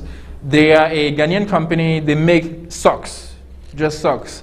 And their socks, they have this kente branding, like it's really, really colorful. I like colorful socks, but I'm not wearing anyone today, so don't blame me. Afri Socks started as a one-time, it's one of those success stories I always like to tell. They started off as 2 friends who sat down and decided, Charlie, let's make this thing. Some people have insights come to them, right? Some people don't, or have other kinds of insight. These guys sat down one day and they decided, okay, what if we made like about 1,000 pieces of socks and sold it and see how it performed? Because there was no Kente branded sock. There was no socks out there. Does anyone here remember ever seeing a Kente colorful type socks? Yep. So someone sat down and like, this thing, let's try it and see. I think they made their first 1,000 units. Today, Afri Socks has shipped over 100,000 pieces of socks all around the world. These days, their socks, it costs, I think it's like minimum of $40 and above. So multiply it. I'm not saying count their money for them, but when they launched, fun fact, all of this happened at the Impact Hub Accra. So yeah, there's something about success sprinkled in that space. So when they started, one of the things that really gave them the real idea of how much of a wildfire their product had become was through analytics. The analytics coming from their website. So their website was also like, they set it up by themselves. So they were able to see that certain people from certain parts of the world, unfortunately it wasn't Ghana, people from outside Ghana were actually buying their socks way more than people in Ghana. And just from a simple idea of let's try this, do the first 1,000 units, let's try and sell it. If it works, great. If it doesn't work, bye-bye, life goes on. It became a full-fledged business. Now they have, I don't know how many employees they have now, but they are now, from the last check, they're about to now build a factory in the free zones area to be able to start producing locally. Currently, they have to manufacture outside of the country because quality, costs, a number of things. But back to analytics. If you have a website and you're interested in understanding how people are interacting with that website, it's important to have analytics tools. And there's Chartbeat and there is Google Analytics. Google Analytics is like, that's what everybody uses, really. I don't know of anyone that uses Chartbeat, but it's there. People use it more. but I prefer Google Analytics. Why? Because most of the internet is really Google. Like, almost everything you do, chances are the first place you go to is Google. And once you do it, Google knows what you're doing, right? They're already collecting that data, so they have a large repository of data, and they can help you make sense of what that data means. They can help you make sense of where the traffic is coming from, what you need to focus on. If someone is clicking on a particular button, maybe you need to do something so that they can click more and more and more and bring more traffic to your site. So that's for website. And also, if you have, if you experience a surge, so during festive seasons, people try to buy things for their loved ones online and things like that. Sometimes your website actually does not have the capacity to handle the traffic. So with the analytics, you can actually see what set of things you need to do to ensure that your website handles all that traffic, okay? Customer relationship management. Asem? So the customer is always right, as they say in theory. In practice, however, you have to choose also sometimes the well-being of your employees, the well-being of your institution, sometimes over a customer. It's unfortunate, but it does happen that sometimes your customers can get in the way. But when they're not getting in the way, they are amazing. Customers are great for the business. In fact, they are the reason why you set up the business, isn't it? So you want to understand who these customers are. You want to be able to track how they're interacting with your products and services, and you want to ensure that as much as possible you're making them happy, and you're making sure that whatever services that they require from you, you can deliver to them. One of the tools that we use at the Impact Hub is HubSpot. Hey, it's actually the same thing, Hub. There's a hub in there. HubSpot is just one of these tools that allows you to, so long as the data of your customer is in HubSpot, you can actively track their interaction with your institution. And when I say track, let me clarify that. So long as you've plugged, now when you start using HubSpot, you have to also connect it to different things, right? You connect it to your booking tools, you connect it to your email tools, you connect it to your feedback tools, you connect it to so many things that so long as it's like almost like a web. When an insect touches the web of Anansi, no matter where the spider is, it knows where the vibration is coming from, right? Now with HubSpot is pretty much a digital web of sorts for you to understand how your clients are interacting with your product and services. And this, you definitely need to do a bit more research and a bit more Googling to understand whatever service or whatever thing you do, how can HubSpot enable you to better understand your customer behavior and make that work for you. Anybody notice that recently MTN has now done their data thing? If you're not, it's either 10 CDs, that's if you like to, if you're a heavy data user, or you're buying 399.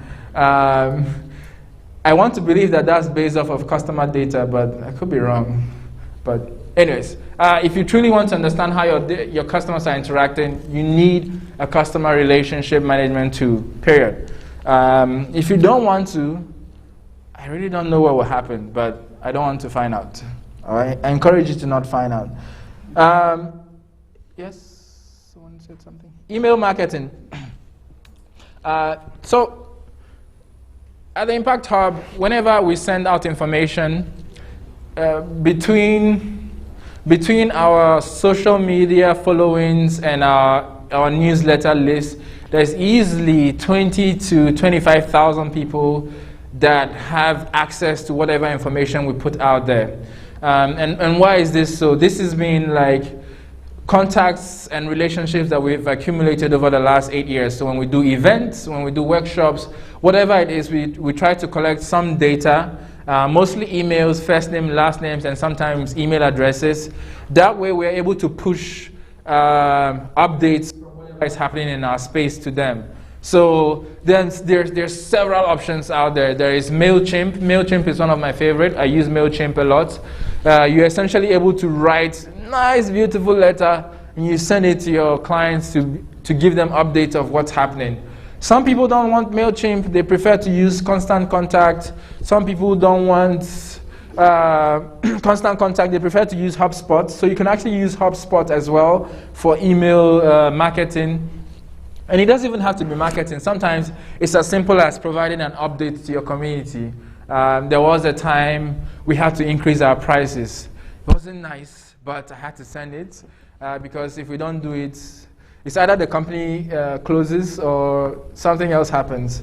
But we had to send it, and we got a lot of, you cannot do this, the economy is hard. Like, it's not my fault too. Everything has increased. Since we started operations, everything has gone by over 400%. So how can I stay in business if I don't increase the cost of the services I'm sending to you? But those sentiments are also great. It allows you to understand that there are people who truly care. There are people who care about your products and services, and this is possible because I'm sending them emails. And imagine sending 20,000 plus people emails one by one. I'll leave you to imagine that. But with MailChimp, you just type out the thing, type out the email, make sure the contact list is on MailChimp, and you press send, and that's it. Everybody receives it. Social media management too.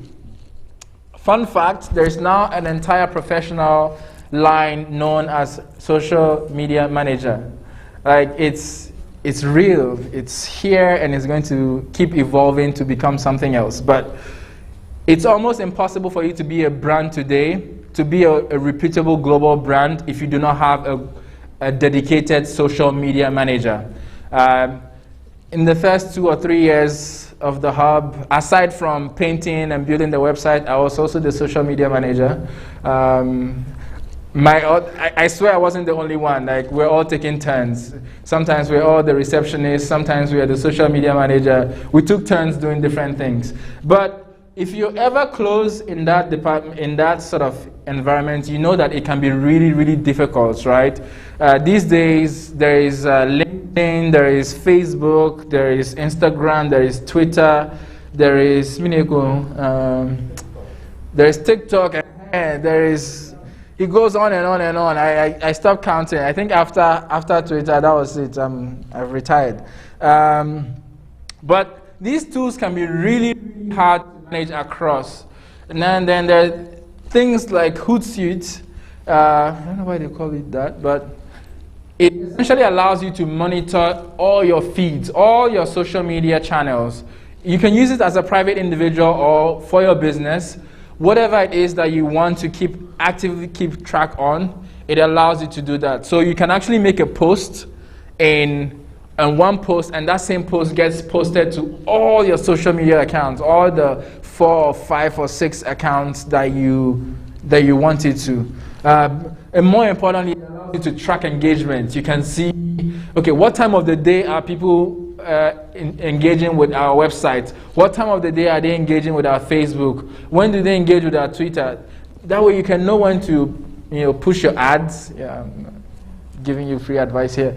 When to push your ads, when to send emails, whatever it is, you can actually know when is the right time to do that, because you have a wonderful tool that allows you to manage all your social media channels. Maybe in future, some big giant organization is going to buy up all the social media channels and merge them into one. But until then, you probably want to use a tool like Hootsuite to manage all your social media channels. It will make your life easy. You really don't want to post the same things in 6 different channels when you could just do it in one and it gets posted everywhere else. File storage and access. So if you use Gmail, you already have access to file storage, right? If you use, I still have not crossed the threshold where I have a phone that has, hundreds of gigs of data. So every week, my phone is always reminding me that the memory is full. And because I don't have money to buy another phone, what I usually do is that I have Google Drive. Anybody who has a Gmail account, I think Google gives you a free, 20 to 30 gigs of storage space. So you can so anything at all that is on your picture, on your phone, I back up all my photos, all my files and everything on the Google Drive. So I'm able to go back 6 years ago when I was chasing my sister. After she carried my kinky, I had to chase her with the phone. I laugh at those memories. You could also store sensitive information, provided your password is top notch and you're using two-factor authentication, please. So don't go and store your very extremely sensitive information online when you're not confident about your ability to protect it.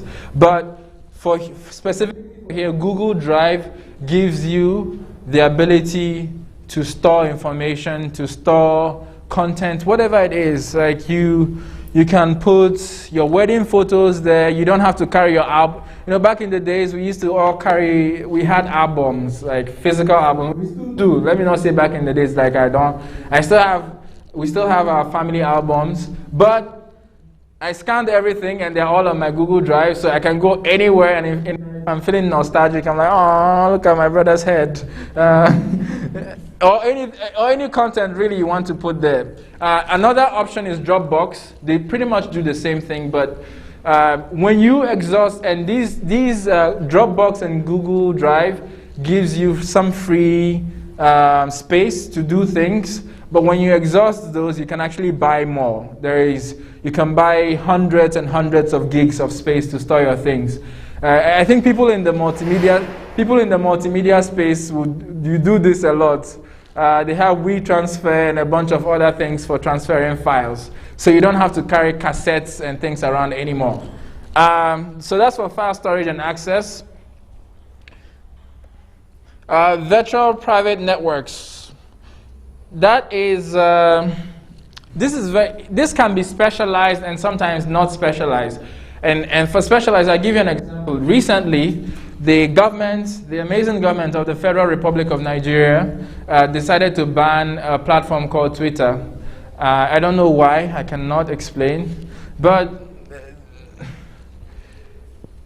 effectively what they did was that, because every digital tool, at least every public digital tool that is respectable has a digital footprint, or some digital identification, they effectively mandated all the telecommunications providers to prevent Twitter from getting used on the phone. So if you're on the MTN network in Nigeria, you cannot access Twitter on your phone. I don't know why.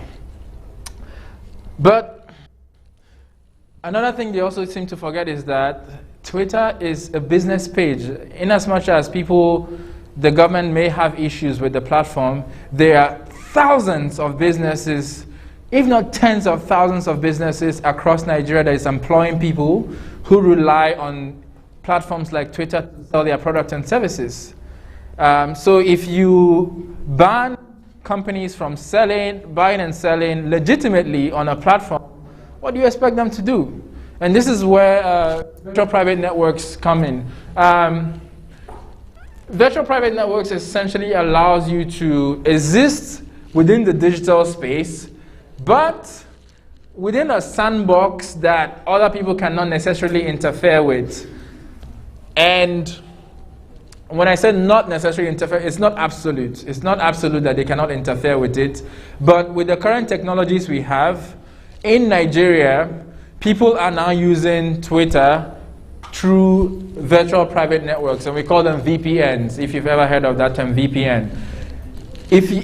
Sometimes, for those of you who have ever experienced this, there are certain sites, certain websites you want to access in Ghana, and you can't. Or there are certain videos and content that are online that you can't access it simply because of the location you are coming from. Now, with a VPN, you can actually choose to mimic wherever location you want to be on the planet. So there are certain shows in the US, in the UK, and things that you can't watch here. But if you want to, you can use a VPN to mimic your web identity to look like you're in those places, and you automatically have access to those things. And this also goes for maybe you want to pay for a product. You see a really amazing digital product, but because you're in Ghana, you can't pay for it. You can use a VPN to bypass those obstacles and get what you need. Now, there are various options out there.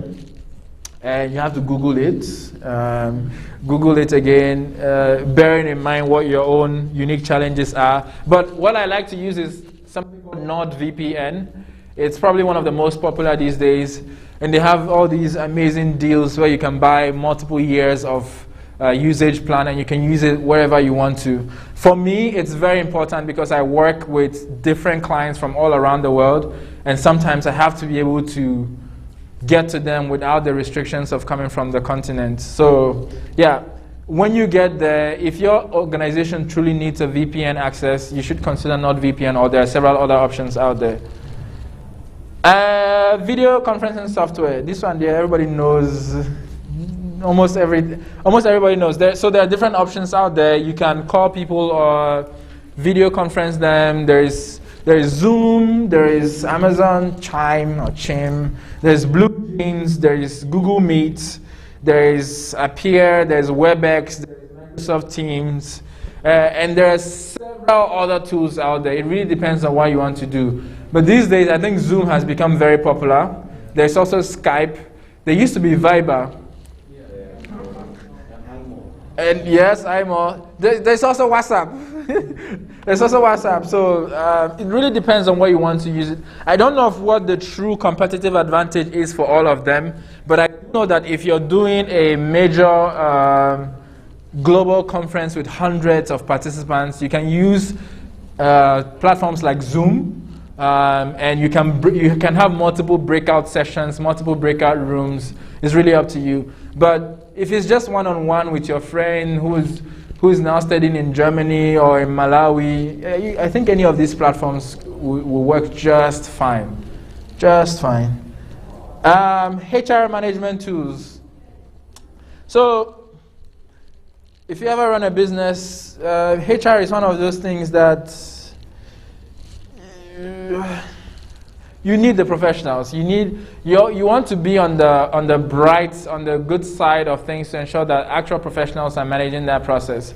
But then it can also be a very, very manual process, and this is where tools come in. I put EverWage because it's Ghanaian made and we use it. Yay!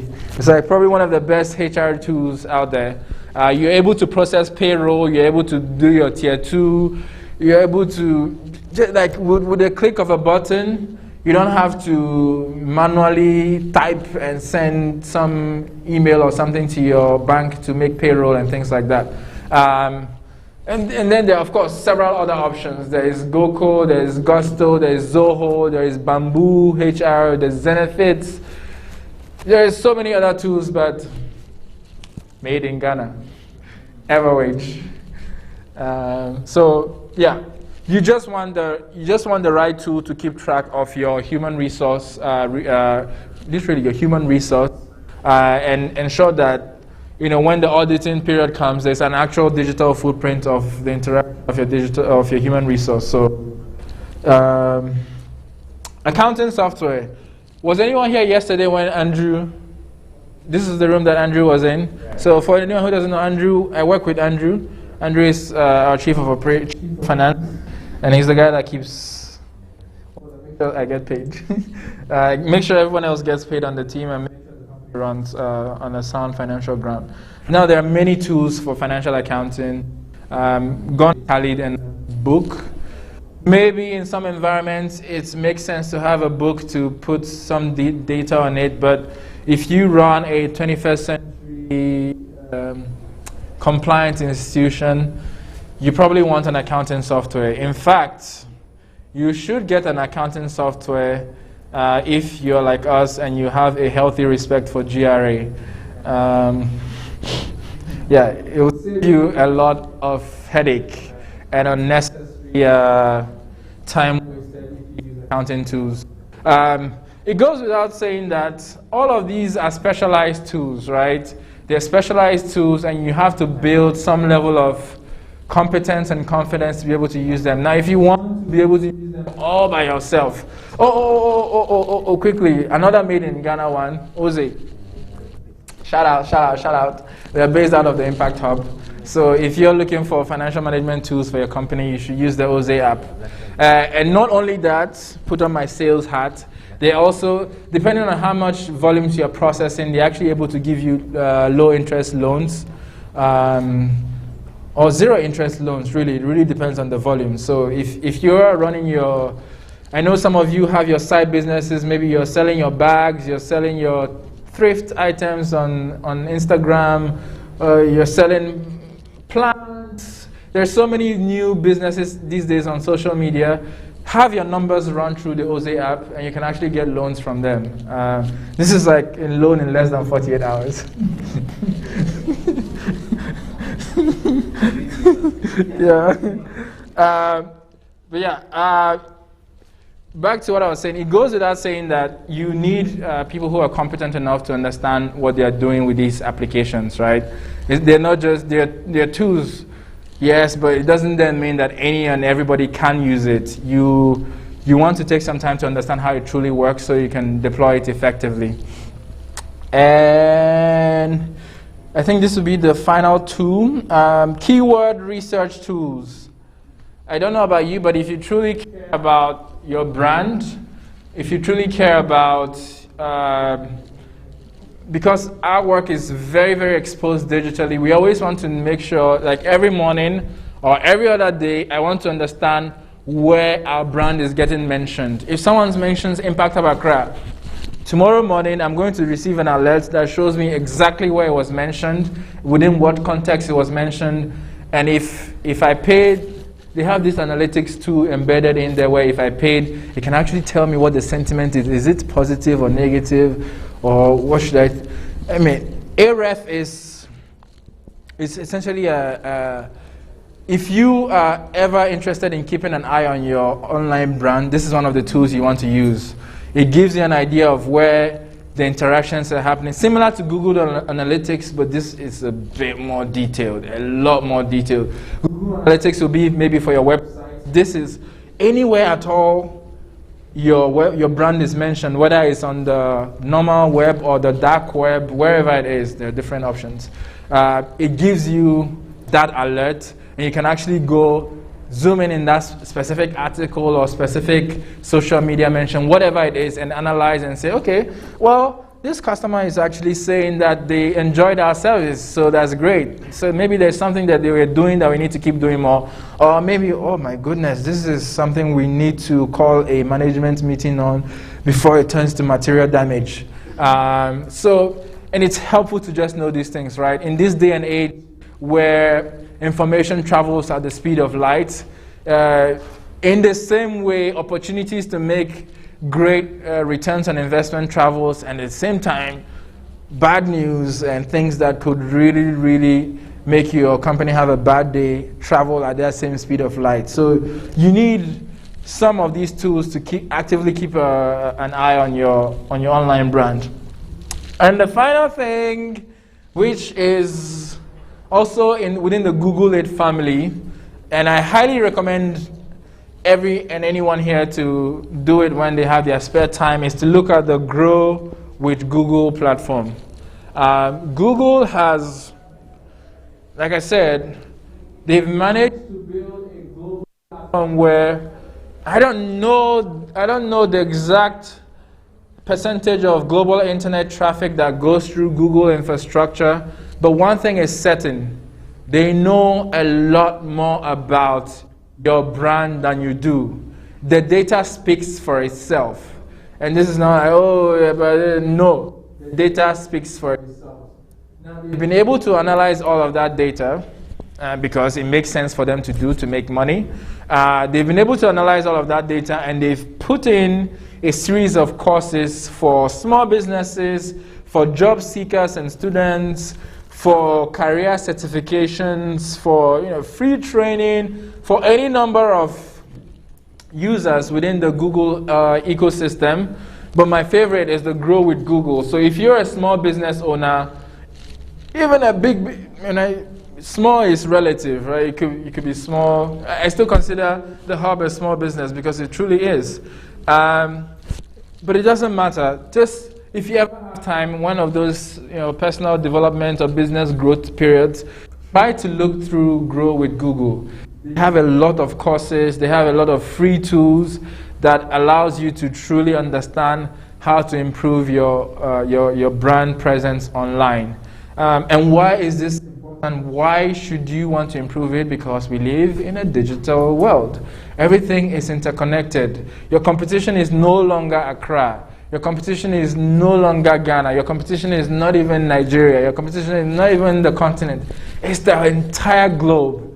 It's the same artisan who is in Vietnam. It's the same guy who is in Tel Aviv. It's the same guy who is somewhere in a mountainous region in China.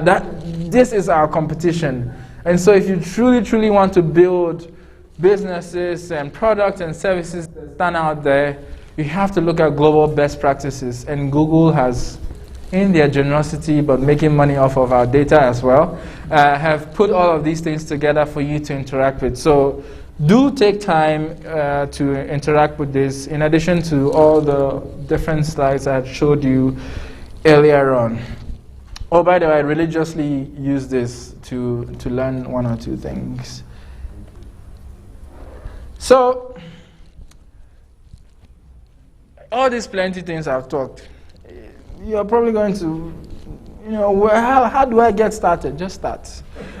Literally, like decide, there's always this conversion period between, something is welling up inside and then it finally gets done. You just have to start at some point. You have to decide, is your idea, your business that is waiting to take off, is it really worth it that it still hasn't taken off?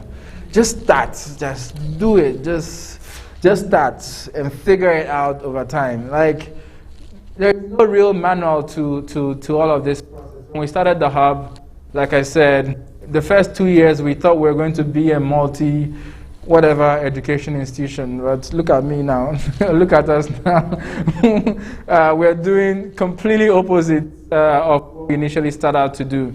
And we've seen this consistently across different industries. People begin with something that they're super passionate about or they think will work, and suddenly there's like another U-turn somewhere. The AfriSox team, they thought that if we sold the first 1,000 units, that's it, we're done.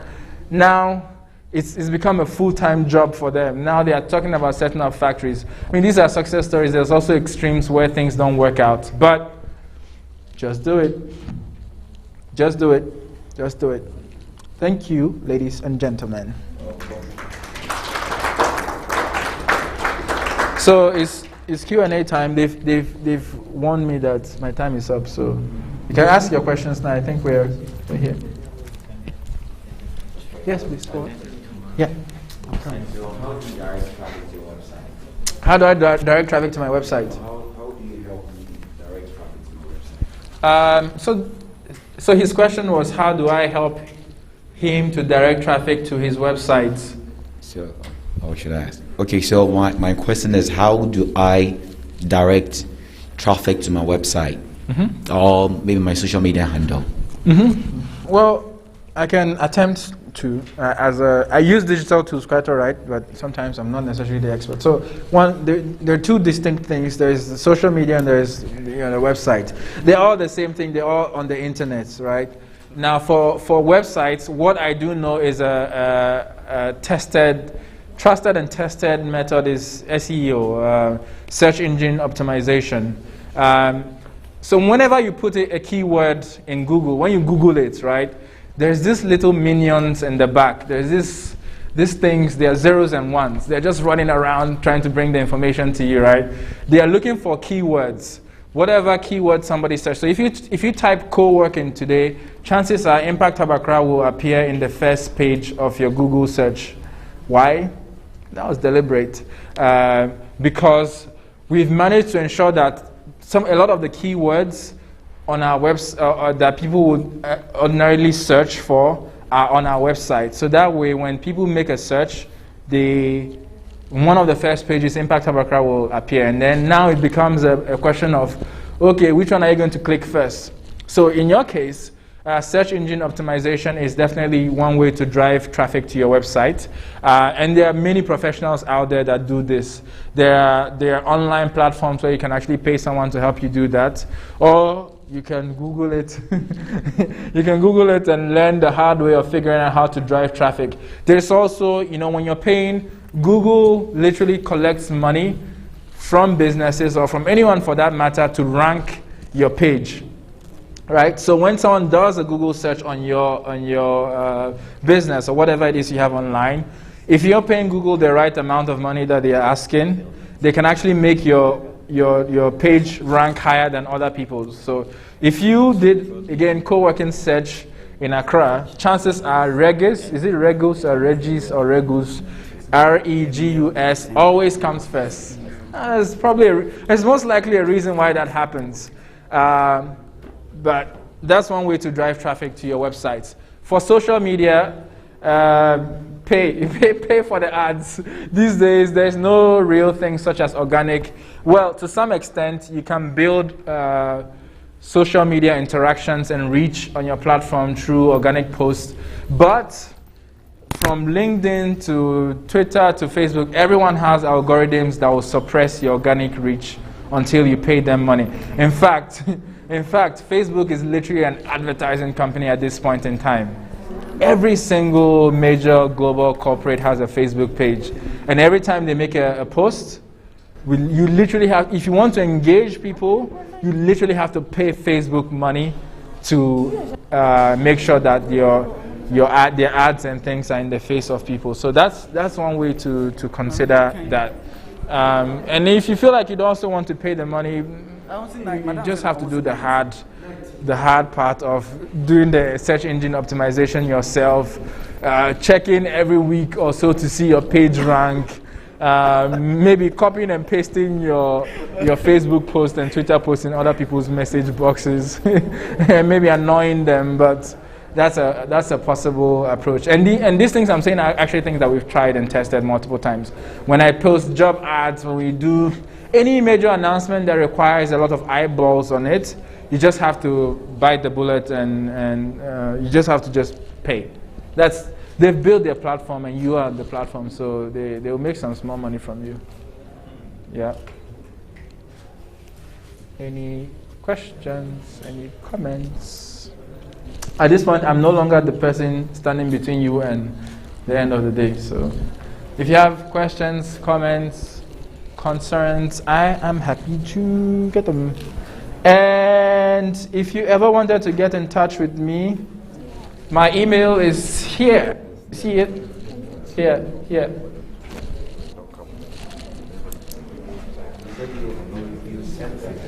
Yeah, I'll send the slides to Mr. Sam. Where you at? Yes, sir. Please. Okay. Voila. Okay.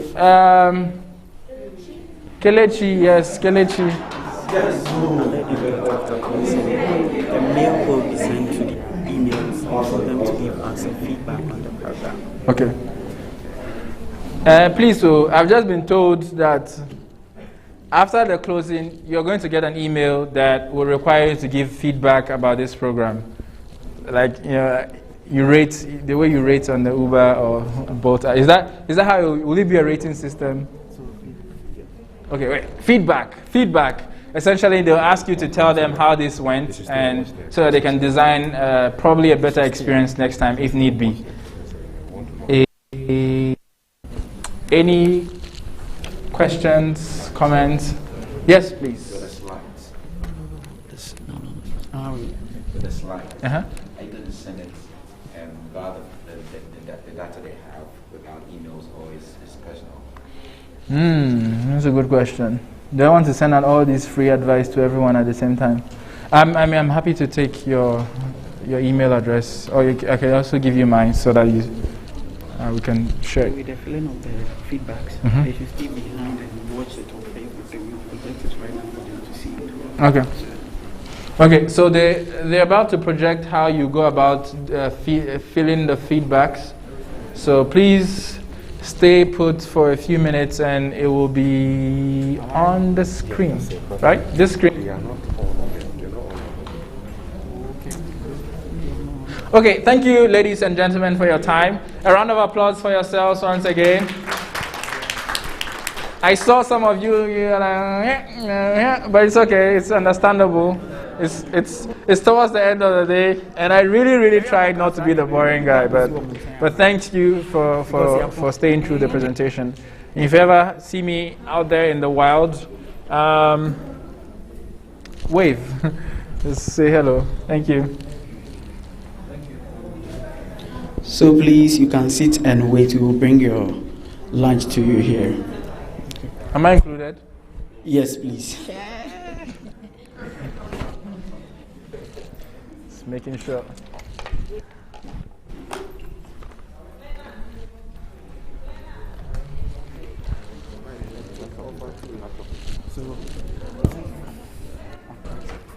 Yes. Do you have a card? Card? No, I don't. Yes, I can. You know what?